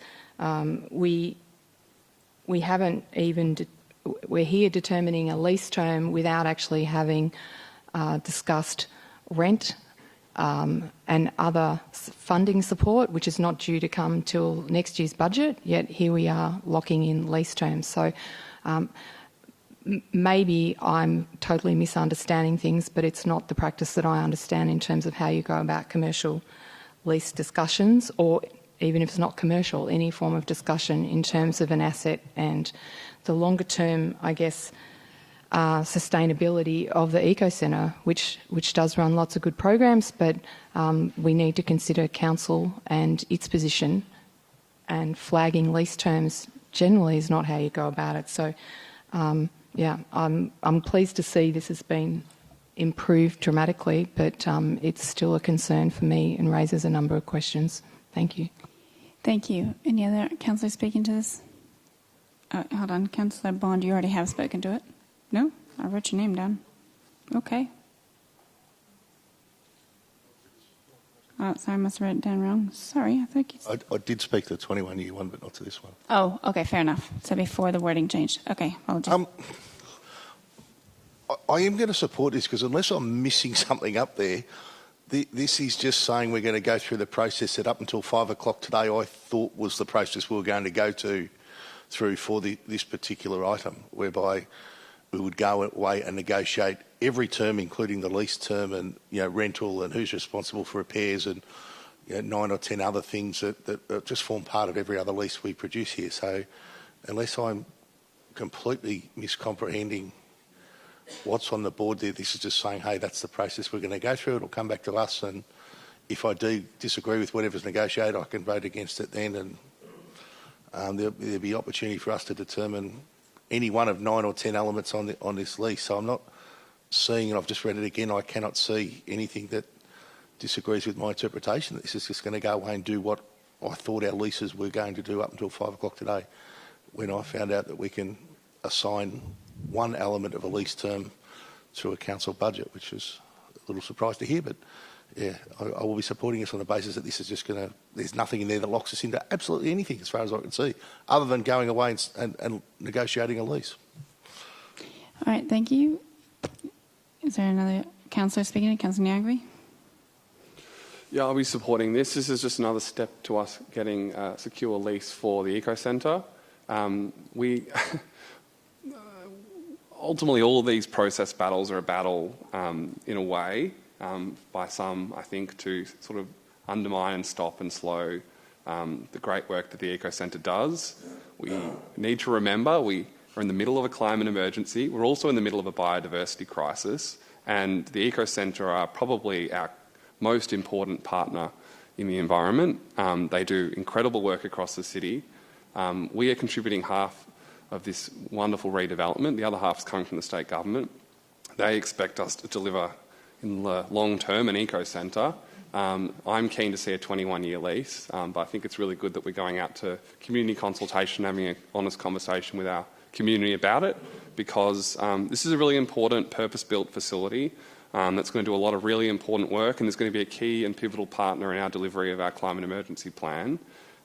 So, putting aside all the process drama, ultimately this is just another step along the road of securing a long-term lease for the Eco Centre. All right, thank you. Any other councillors speaking to it? I'll say quickly that I don't think it's locking into lease terms. It's more like opening them up. The discussion's opening up what could be there instead of just going with the default, not the default, to the delegated 10 years. It seems more fair and transparent to have a big conversation about this. It is a big one. And there'll be conversations as well about the funding agreements, things like that. Things in the future that we need to resolve while this building is being built. It's very exciting that it's being built. But as I've heard from councillors tonight, it sounds like we need to debrief on this one a bit and just understand it a bit better. But I'm happy to support this wording tonight. Anybody else speaking to it? Otherwise, I'll go back to Councillor Martin to close. Do you want to close? Thank you, Mayor. For those of you who read the initial motion that was sitting on the screen, my intention has always been to simply open up the discussion. I'm not quite sure how Councillor Pearl and Councillor Clark are suggesting that I was trying by stealth to impose a 21-year lease on a council facility. My reading of the document that I put up originally was that, and I quote, Council will consider the lease term as part of a separate lease development. Sorry, there's been a point of order. Yeah, point of order, 49.1. Error of fact. I didn't say that before. In terms of his assertion, I was asking him to do it by stealth. I'm not sure if Councillor Clark did it, but I certainly didn't say that. I certainly didn't say that. All right, would you like to withdraw, or can you withdraw that and clarify your point? I'll try and clarify. Without having access to the tape, I'll withdraw the word by stealth. Point of order. Is that what I heard? Yeah, under the laws, I don't have the section, but the chair has to rule on the point of order, which they've ruled, and you haven't abided by the rule. So, point of order is that the councillor hasn't abided by the. I'll explain my reasoning. Is if it's being taken as a direct quote, and then someone saying that wasn't exactly what they said, it's probably more what's inferred, but it's not a direct quote that you said this. That's why I saw some faces saying, I can't believe you didn't withdraw that one, but you've withdrawn this one. That's the reasoning behind it. So the use of stealth, I'm not sure what the exact quote was, but I'm asking you to withdraw that quote. Happy to withdraw that word, if that's the word. That help. Yeah, that's what I'm intending. If you could just rephrase it and not. There seemed to be an understanding by some councillors that I was attempting to impose a 21-year lease term on a council facility. The wording is very clear in the draft motion that it was simply to, and I quote again, consider the lease term as part of a separate lease development process, conduct community engagement and so on. There was never any intention to impose a particular time length. In the process, as Councillor Niagui has indicated, I would be arguing a particular case, but we're opening this up to the community. Let the community provide advice to us, and as we always do, as we've done in earlier parts of the budget process, we'll look at that community advice, look at our own understandings of the situation, and Council will come up with what I hope will be a fair and equitable decision about the lease. And I urge councillors to support this process because the Eco Centre at the moment have indicated they have concerns about the term that's listed in the budget papers, which is a term of 10 years. A couple of councillors have indicated concern that they might suggest that perhaps the term should be shorter, as they're entitled to. Let the process go ahead. Let's see what our community would like us to do. Let's use our own understandings and let's come up with what the majority of us agree will be a fair and reasonable lease arrangement with the Eco Centre so it continue the outstanding work that it does in helping us manage our climate emergency. Thank you. We will now take that to the vote. All those in favour? Hands up. 1, 2, 3, 4, 5, 6. All those against? 1, 2, 3. Thank you. That's carried. Division, please. All right. All those in favour? Hands up. Bond, Niagui, Consolo, Martin, Baxter, Crawford. Those against? Sirikoff, Pearl, and Clark. Thank you. All right, so we're still on 3.10.8, which is calling for motions for additional changes to the budget. Are there any other ones that someone would like to bring tonight? Oh, Councillor Sirikoff. Thank you, Mayor. I was wanting to bring up an amendment regarding the St Kilda Esplanade fees. Sure. If you could read it out when you see it. Yes, thank you. That Council reduces the proposed 2023-24 Esplanade fees for food traders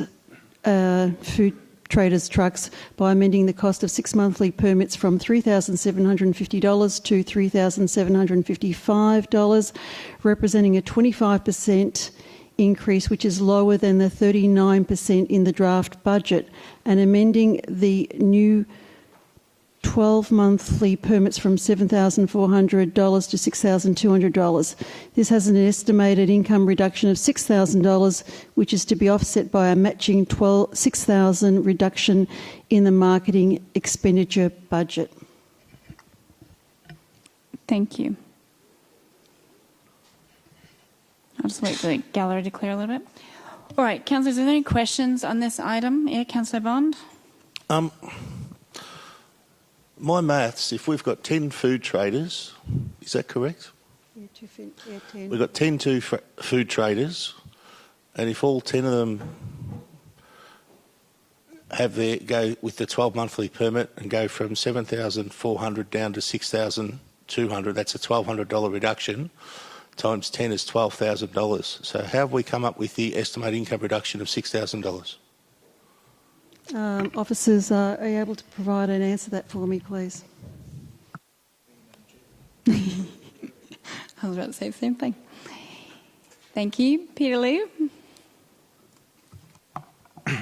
Through you, Mayor. That's not on assumption that all traders would be 12 months rather than the 6 months. The split is undetermined at this stage, which is assuming a $400 reduction for each one.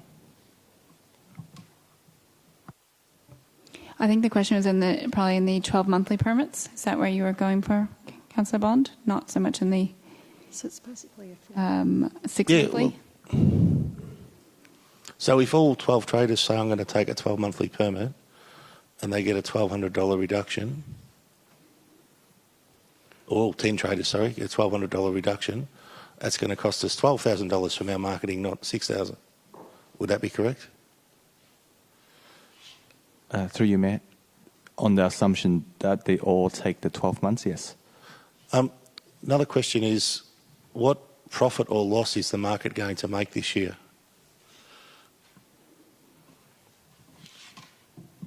Through you, Mayor. I don't have the numbers right in front of me, but we project a loss this year. Of about $45,000 or $50,000, give or take, based on the numbers we saw earlier? I believe so, but I need to... And the next question is, the budget for next year for this market has income growing by $120,000 or 50%. Is that a realistic number for us to be budgeting for this market, given the challenges of growing income by 50% in any environment at the moment? How was that number derived at from the market? Through you, Mayor. The budget was derived with the assumption that we would invest more in marketing and activation of the place in order to generate additional revenue. That may or may not come true for next year, but at this stage we're hoping that would take place. And if we were to reduce that proposed marketing by $6,000 or $12,000, whatever the correct number happens to be, what impact would that have on the income for the market for next year? Given that would be either a 6% or a 12% reduction in the proposed marketing budget for next year. Through you, Mayor. $6,000 advertising, I'm not sure what the impact that is. Potentially it could be small or large at this stage. We will come back to you part of the media review or quarterly review to provide more updates at this stage. Thank you. I have a question around this, sorry. I believe we have a 6-month payment in advance. Is there an option to have payment installments more that they pay at 3 months and then another 3 months instead of 6 months up front? But they're committed to it? It's just not the cash flow? Through you, Mayor, that's definitely an option. This is operational, invoicing to our traders. If that's the preferred payment option, we certainly can provide that. Yeah. Okay, thank you. Councillor Pearl? So can we do that by just changing that 6 to 3? No. Is it a 6-month permit paid 3 monthly? Is that what you're going to do operationally? I'm asking the officers. Through you, Mayor, that's just the matter of invoicing to our food traders, different to the permit. So we could charge they could apply for 6 months permits, and we can invoice them monthly if we like, or even 2 months or 3 months or whatever that may be. It's optional. It's flexible in that sense, yes. Can I ask a question? Yes.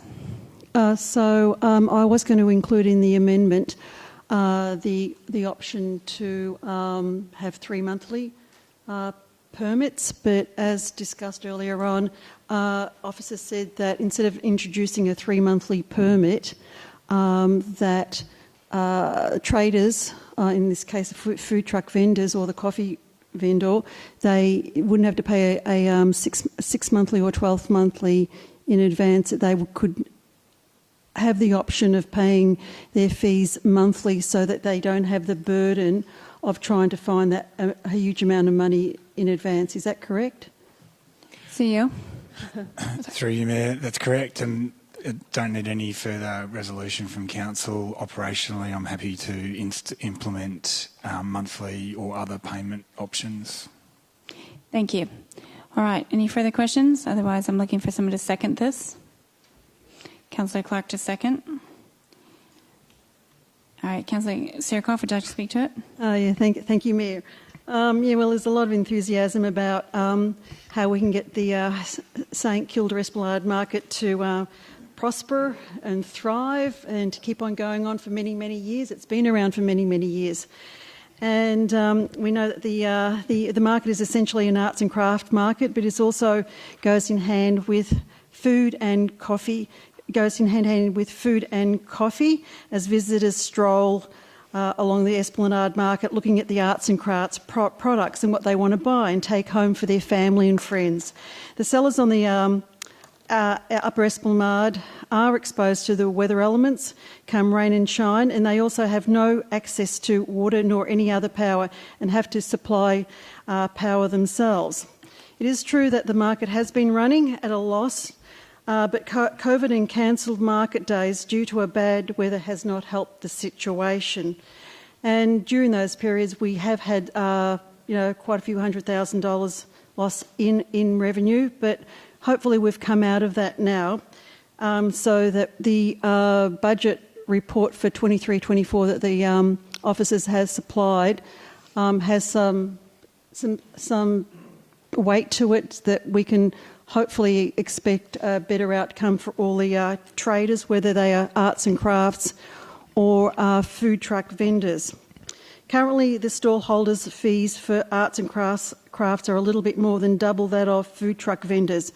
I have no argument with that, given the emphasis is on an artisan market. However, for 23-24, while the arts and craft fees will increase by between 3 to 10%, the proposed fees for food truck vendors will increase by a much larger amount of 39%, which means their fees will be more than triple than those of the arts and crafts stalls. Also, the food truck vendors make up only a small percentage of the total number of stalls, so as not to take away from the artisan factor. I'm asking Council to increase the food truck vendor fees by 25% instead of in a stepwise manner, which is still a large increase instead of the 39%, to show some fairness when increasing these fees, and also to attract the visitors to this once per week event.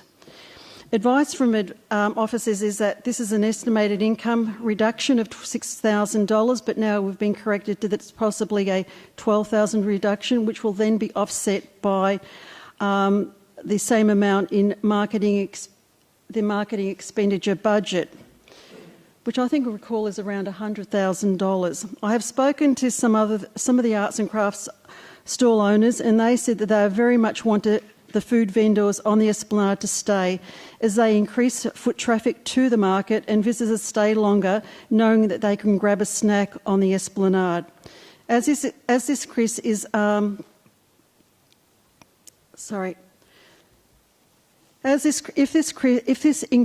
not enough, the 25%, to make the budget balance in 12 months' time, then we can review it and see if it needs to be increased for the following financial years.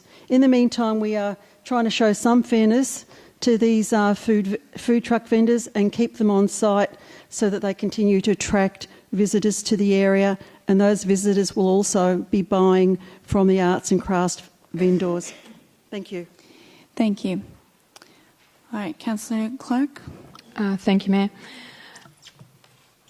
Clearly there's some questions around the budget and the forecasting that council officers will take away, and questions that Councillor Bond has raised. Stepping back from that, as councillors and council, when we go through the budget process, we look to be reasonable and fair to a wide range of people in our community, and particularly around fee increases. General fees to residents went up about 3.75% as a general rule. A 39% increase is well out of step with other increases that we've applied across the municipality and council fees. I'm not saying that this one isn't a little bit different, but I think the the motion seeks to reduce it from 39% to 25%. 25% is arguably still a significant increase for the food traders. But a lot better than 40%, and provides a little bit more reasonableness and perhaps fairness to those traders. I think for people who go to that market, it's absolutely goes hand in hand that you want a coffee, you want food while you're strolling through the market. And I think the viability and affordability of those traders is important to the artists, and just as required as part of the whole experience. So, as I said, I think a 25% increase is more than enough for the council. And as Councillor Sirikoff said, if it does turn out to be something different, then we can always review it next year. And I don't think it's going to have a material difference to the state of the budget for the Esplanade market. Thank you. Thank you. Councillor Niagui? I won't be supporting this.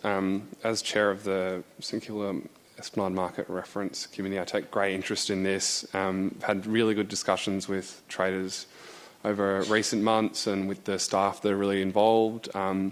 This sort of proposal to increase fees doesn't kind of come out of the blue. This has come out of a lot of work and consideration of how we get the market back into the black. We have a lot of demand for the food and coffee element of the market. It's not the primary function of the market, and if we're able to get a bit more revenue and able to deliver for the market and make it on a more sustainable footing, I think that makes total sense. I think it's also important that we don't take the feedback that we've had from some traders out of context. I've only received one trader's complaint about the changes of fees, and I think it's really important that we don't kind of jump ahead of ourselves. There's significant interest in being a coffee or food vendor at the market, and just because we have a couple of traders that are not necessarily happy, and I would expect that they would always be unhappy about fees, that's fair enough, doesn't mean that we should go and totally change the system. If we're in a massive problem in 12 months' time or something, then obviously we can revisit this. But we're not about to suddenly not have food or coffee vendors. So I think this is a sensible change, and I'll be voting against this amendment. Councillor Martin? First, I'd like to thank Councillor Sirikoff, who's a very good and active local councillor and always listening to her constituents. And she's brought some concerns that have come from some of our vendors. I'm delighted that she's been able to negotiate with the CEO that rather than having to pay 6 months in advance, people can now pay on a monthly basis. I think that's an excellent win, and I'm sure the traders will be very thankful for Councillor Sirikoff for raising that. However, I take both Councillor Bond and Councillor Niagi's point that the market budget is not running in the black, that we're looking at a 12% change to the marketing budget. I'm not familiar with the details of the marketing budget, but that sounds like a pretty significant change to an important part of the budget. I'm aware that the main purpose of our market is to give local artisans a chance to display and sell their wares, and that the food trucks have a significantly higher financial turnover than the artisans, and therefore have the capacity to take pay a much higher fee. But again, as Councillor Niagui says, we take this on notice. If in 12 months' time we see there are issues develop further, and that Councillor Sirikoff's negotiations for monthly fee payments rather than 6 monthly hasn't been sufficient, we might want to reconsider. So again, can I thank Councillor Sirikoff for representing the local traders in her electorate, and she's had a win in one area, but I'm afraid the second part that's in the actual substantive motion, I don't believe I can support at this time. Thank you. Councillor Bond? I won't be supporting this either. The reason we had 6 or 12-month fees is to ensure that we get traders down there year-round. If we have a 3-month fee for the food, they will trade from October through to December, and then again January through to March, but won't turn up on the 2 off-peak areas in the middle of winter. No one will trade July through to September or the April through to June because it's just too cold, and they will end up with this barren patch in the market. So having these 6 months or 12 months is a way to force people to say, hey, we want people who are going to commit to the full 12 months, the good days in summer when it's absolutely pumping down there, but also the bad days in the middle of winter when it's a bit cold and a little bit windy and there's not so many people down there. We want, this mechanism is to ensure we have people down there during that in winter. Most of the art and craft traders down there, I can tell you from talking through them, they would turn over probably $500. Many would do much less in a day. And they're paying well over 15% of their turnover in fees each week. Whereas you've got the food and beverage traders down there, who, most of them would be turning over around $2,000, probably some a lot more. At $150 at the fee up there, that's about 7.5% of their turnover they're paying. So they're actually paying half what the art and craft traders are paying if you want to work it down on a percentage of turnover basis.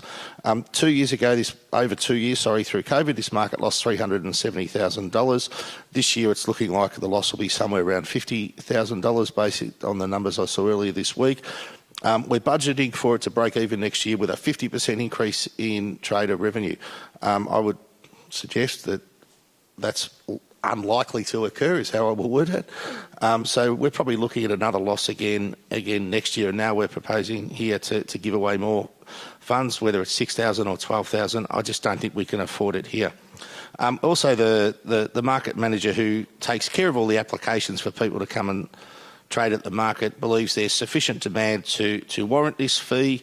They have a waiting list for people who want to come down and be food traders down here. And yes, we have tried to be loyal to those who stuck to us over years, but if someone wants to move on, the market manager believes there are people that will fill that spot and pay this fee and come down there and contribute to our market, and primarily will support the art and craft traders down there, which is the purpose of the market. It's a makers market. We're meant to have artists down there. We're meant to have makers down there, people who actually build the things that are there on the stall or make the items that are there on the stall selling them, and that's what we want to encourage down here, and we want to give those people all the support they have because they've had not a lot of income for the last couple of years. So I don't have any issue here with the food and beverage trucks who turn over a whole lot more than the art and craft people along there, subsidising and contributing a greater amount to this market and ensuring we have a viable and sustainable market here for another 50 years, given the market celebrated its 50th birthday a year or two ago. Thank you. Anybody else want to speak to this motion?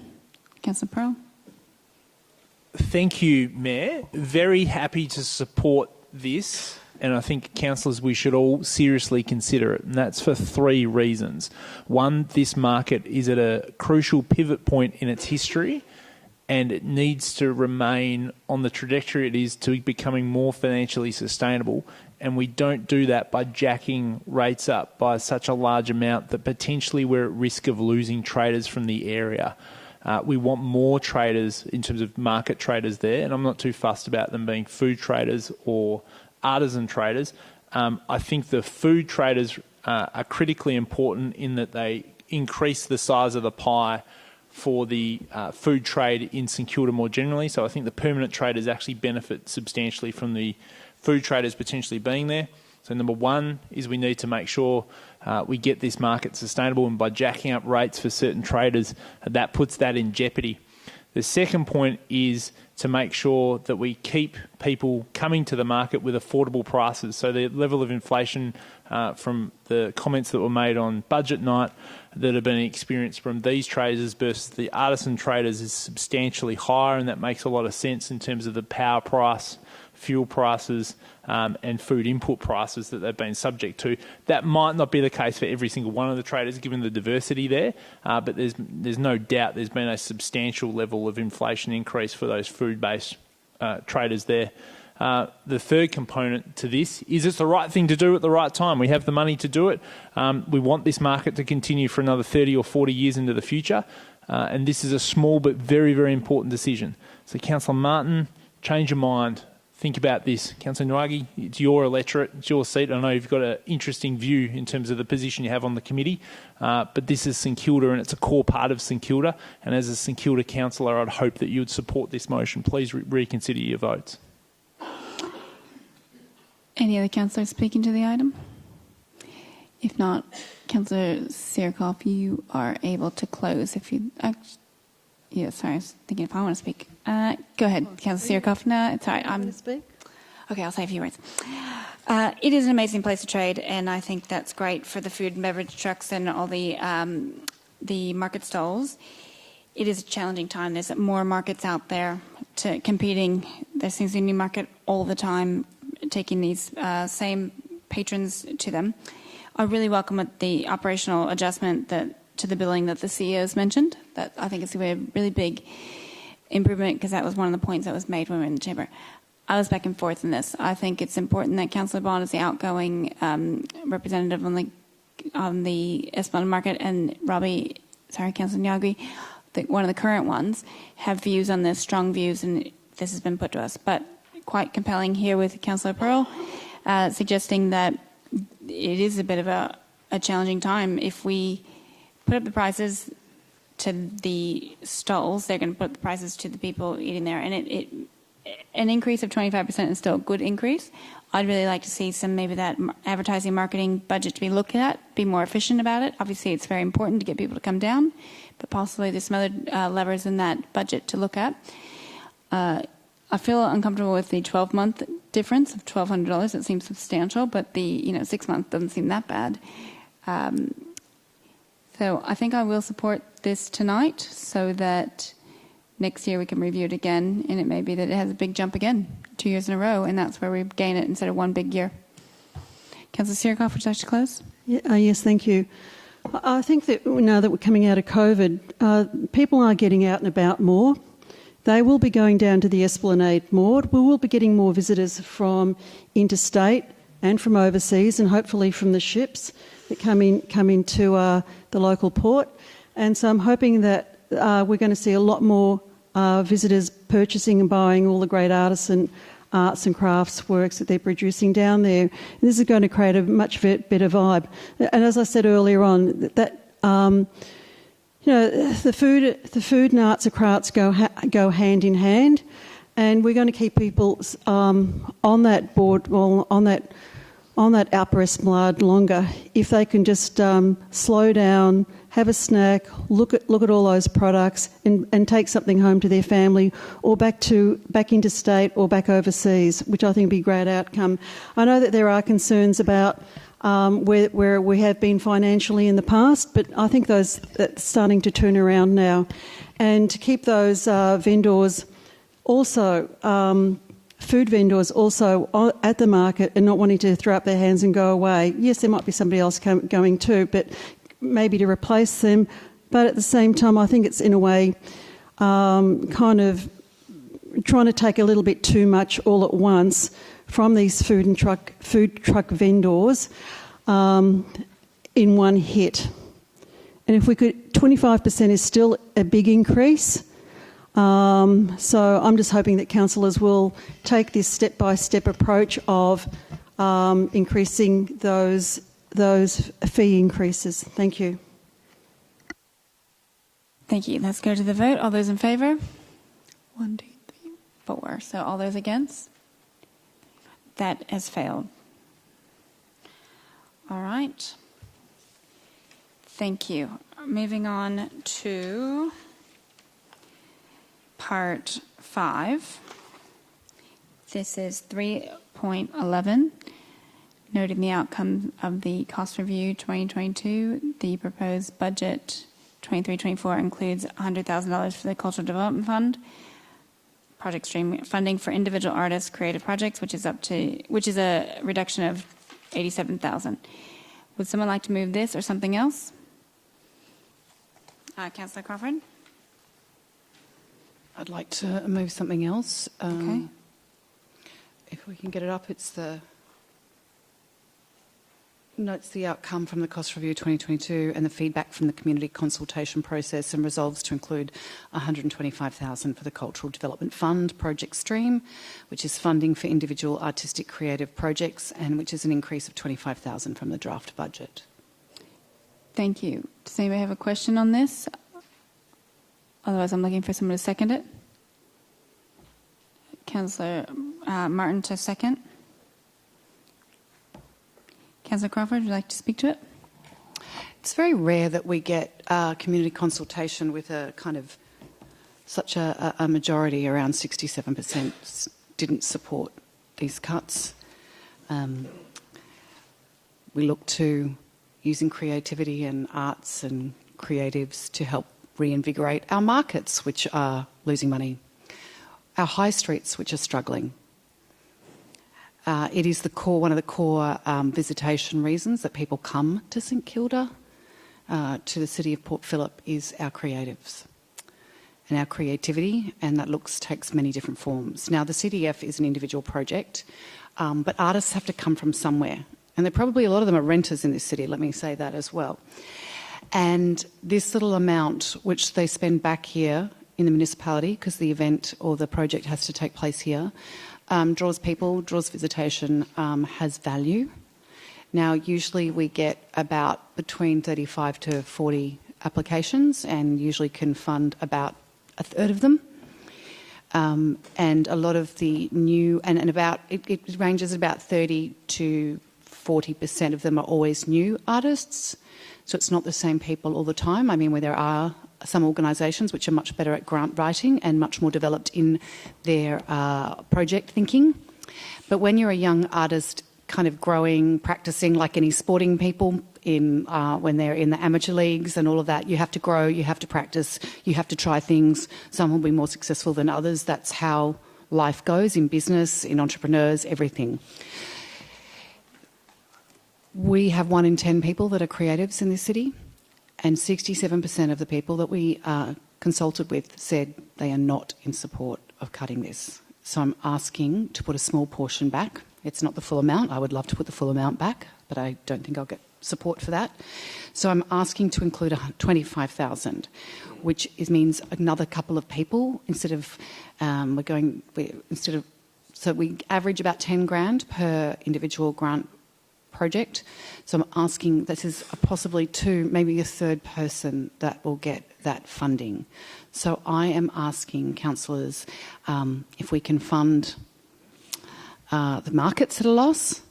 We can fund other things at loss. We do have the money. We are giving something back to ratepayers. How about we look at our creatives, which is another sector which is also doing it tough, but also knowing that they provide the economic groundwork and the heart and soul to what is our city. So I'm asking this small amount. It's not huge. It's the right thing to do. And we couldn't cut anything else. This was the whipping boy. And I'm asking you to please do the right thing. Our community wants us to not to cut it at all. So please support putting $25,000 back into the budget for this. Thank you. Who do I have seconding this? Councillor Martin, would you like to speak to it? So I echo everything that Councillor Crawford has said. I take us back to the process that we went through earlier. We made some decisions about the budget. We went out to consultation, and one of the strongest messages that we've got in the consultation process was that our community did not want us to have this very, very significant cut to a very, very important grant fund. I note that the grants are heavily oversubscribed every year. We're not recommending putting back the whole 187K or whatever it was cut. We're recommending only putting in 25K, so it doesn't have a very significant effect on the budget outcome. I know Councillor Bond's term earlier was a rounding error. Well, Councillor Bond was suggesting that 11 million was a rounding error. I think $25,000 is far less than a rounding error. So this is a very, very, very small change to the budget bottom line, which is going to show our community that we've listened to them, that there's been a very, very significant request from our community to put back the funding that was removed. We're not putting back at all of it. If this is successful, we're going to put back 25,000, and that will give at least a couple more of our creators an opportunity to have their public work supported and displayed, and I encourage you to support this very, very small alteration to the level of funding for that grant program. Thank you. Does anyone else want to speak to this item? Oh, Councillor Baxter. Thank you, Mayor. Let's be honest about this. The only reason that this is in the budget is to save face for our embarrassing cost-cutting exercise, cost review that was pushed for by the Conservative councillors. They called the shots all the way through it and have now distanced themselves from it because they cocked it up so badly. There is nothing that came out of that of any value, and the only thing that managed to get enough support to make it to the draft budget was this big cut to arts funding. The community doesn't want it. Why on earth would we make artists and the cultural development of our city suffer for our political degradation and dysfunction? I think we should put all of the money back in, but barring that, we can at least put 25k back in. Thank you. Councillor Niagri? Just to concur with Councillor Crawford, Martin and Baxter, I find this is one of those bizarre things. As somebody who wasn't really engaging with council last year, I was happily living my life. It was very amusing to me to come onto council, discover that council had gone on a nearly $100,000 fishing exercise to find costs to review and to remove from the budget, and the only item in the end that could get through was an $87,000 cut to the Cultural Development Fund. I can't even process it. It actually is so bizarre to me because it suggests, as I say often to people, that council, contrary to public opinion, isn't burning your money, that all the wonderful things that we do are actually quite supported by the community. As we found out with this particular cut, we went out to the community and lo and behold, they wanted us to keep it. We had many, many different artists come along to council meetings over many months, also telling us about the wonderful projects that they'd contributed through this fund. I just don't understand why we would continue to target this tiny little section of the budget. It's not, going to make any difference. It's not going to achieve a rate freeze over 10 years or anything like that. It's a tiny amount of money. But it does mean, especially if we put the 25,000 back in, that's 2 or 3 more artists that have their projects funded. And to me, at a time when we admit that there's a cost of living crisis, when we know that creative people were absolutely slammed throughout COVID and they're still being slammed today, it just doesn't make sense to me. And ultimately, we all benefit from this, right? It's not just that the artists put it in their pocket and wander away. This is about the liveliness and the vibrancy of our city. This is about how we celebrate our city. This is why people move to Port Phillip. It's because we are such a wonderful artistic capital. So I'll be supporting this. I'm sad we're not putting the full 87,000 back in, but I think 25,000 is more than a reasonable request. Thank you. Councillor Bond? I won't be supporting this and would like to foreshadow that in the event this motion fails, I will move the original officer's recommendation. Thank you. Councillor Sierkoff? Thank you, Mayor. Oh, sorry. Did you want to go first? Sierkoff, go ahead. For the 23-24 Council will be funding 5 streams of arts and activation grants. There's 3 under the cultural development funds. One being a fund of this proposed, before the $125,000, proposed $100,000 for artists and organisations for creative projects. A second cultural development fund is the sum of $135,000 for festival events, and this is not going to change. It's not going to be cut. A third cultural development fund is the sum of $180,000, which is a part of the triennial fund. That is $180,000 over 3 years, which is $540,000 all up. And then on top of that, we've got the Love My Place Fund of $100,000 to activate space for communities and business activities. And also, on top of that, there's a small communities grants of somewhere around 10 grand. It's nothing to squibble about. These 5 streams add up to a generous $515,000 for the arts sector after the reduction to one of the 3 cultural development funds. Also, we should also note and put in context that the Arts, Culture and Heritage Service Profile has allocated to it $16.5 million for 23-24, and which ranks 12th from the top for rates expenditure allocation, which is a really good place to be in. That's a lot of money.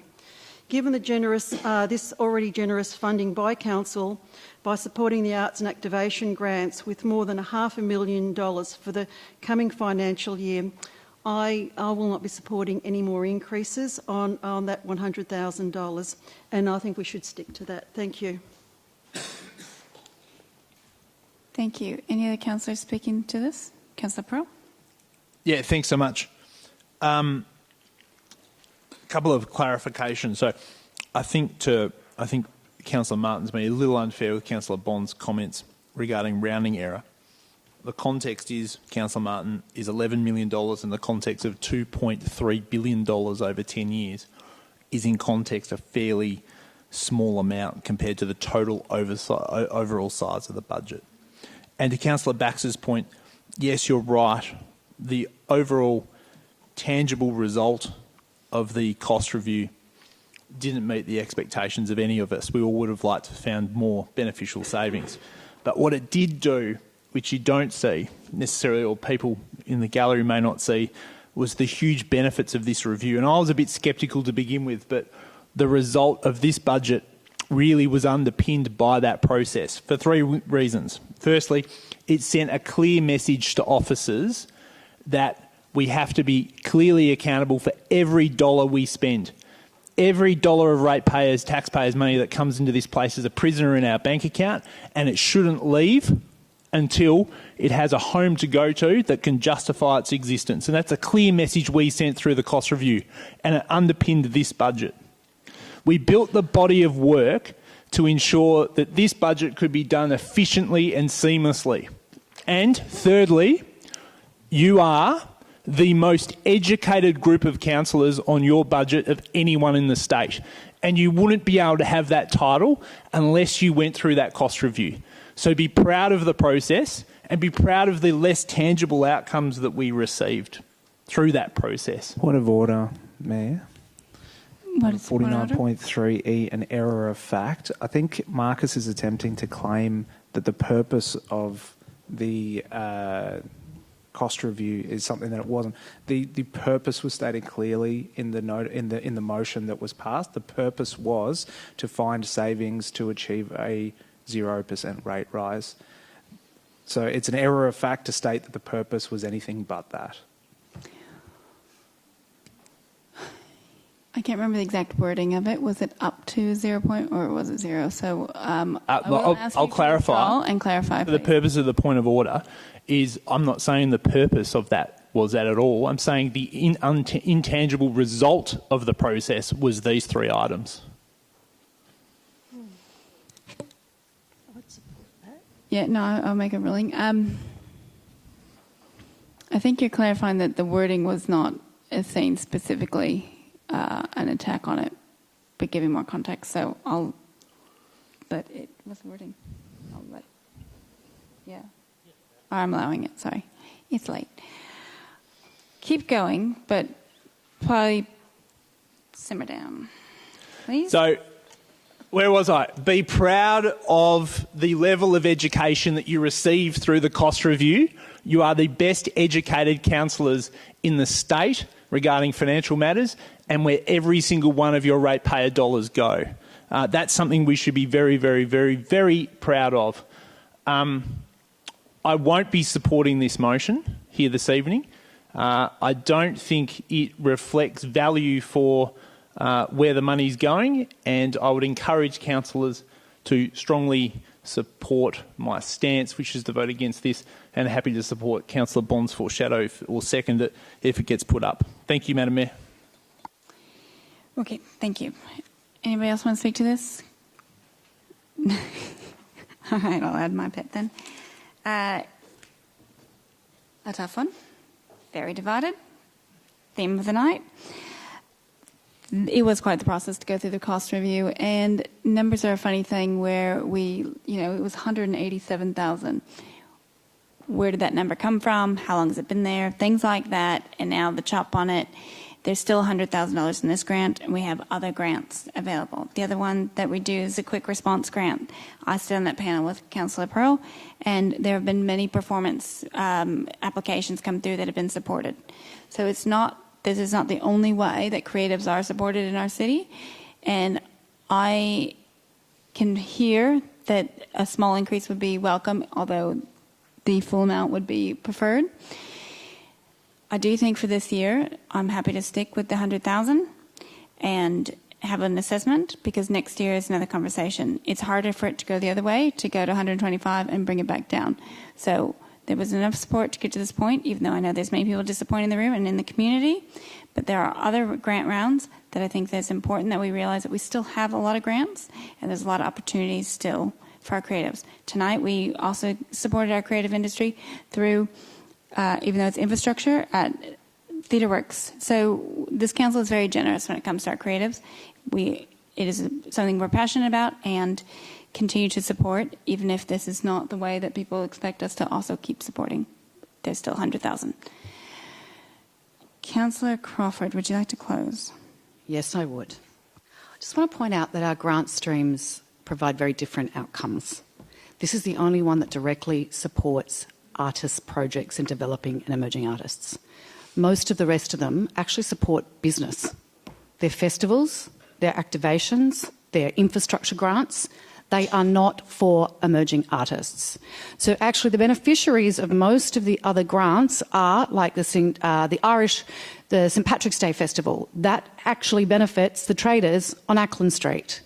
So many of the activations where they use artists are for economic benefit of our traders, businesses. So those funds are actually supporting small business. They're actually not supporting individual artists who need a chance. These initial grants are life-changing. I'm really furious. I actually want to cry. It's humiliating to claim us as cultural warriors and supportive.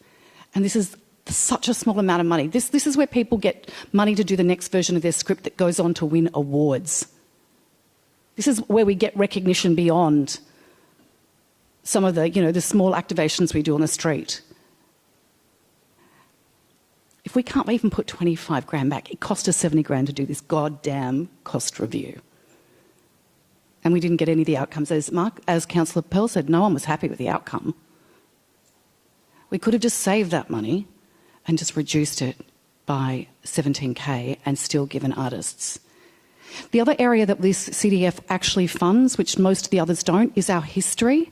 Our historical projects. This is where they apply to. Emerging artists who are not as good as at grant writing, or historical projects where they're not as good at grant writing, they're up against the same criteria and often will miss out. And I just wanted to refer back to Councillor Pearl, it's so insulting to indicate that our officers don't already use ratepayers' money wisely. Actually, that's insulting, so I'd like you to put that on the record. It's like you're talking about a council that hasn't been financially doing a fantastic job for the last decade and making the most and looking at every dollar that Point of order, Madam Mayor. Hasn't had like $12 or $15 million of efficiencies in the last 6 years. That's insulting. Right, there's been a point of order called. I think we're getting a bit emotional, but error of fact. I didn't say that about officers. Yes, you did. At all. Well, happy to go back to the record, but I did not state what you said before. I said you inferred, and I said it's insulting. I'm allowed to have an opinion I didn't infer, and I didn't say that. Okay, hold you up. You should withdraw and No. calm down. Excuse me, that part is not acceptable. Can you please... I'll withdraw my request to calm down. Okay, thank you. Can you withdraw or... What am I withdrawing? I'm having an opinion. Okay, you have an opinion. So I don't have a record without going back to it to know exactly what you said. So I think the essence is saying that you're protecting that the officers, that the officers have not done the wrong thing here. Even I'm going to say that Marcus didn't say that, but you're inferring that that may be the comment that's being taken away from it.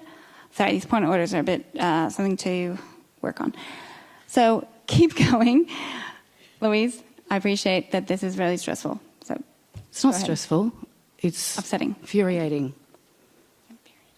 So I just want to point out that some of the small response grants in the past have been for school choirs so they could afford, to buy the music for their project, their school thing. It's not, most of the funds do not support directly artists.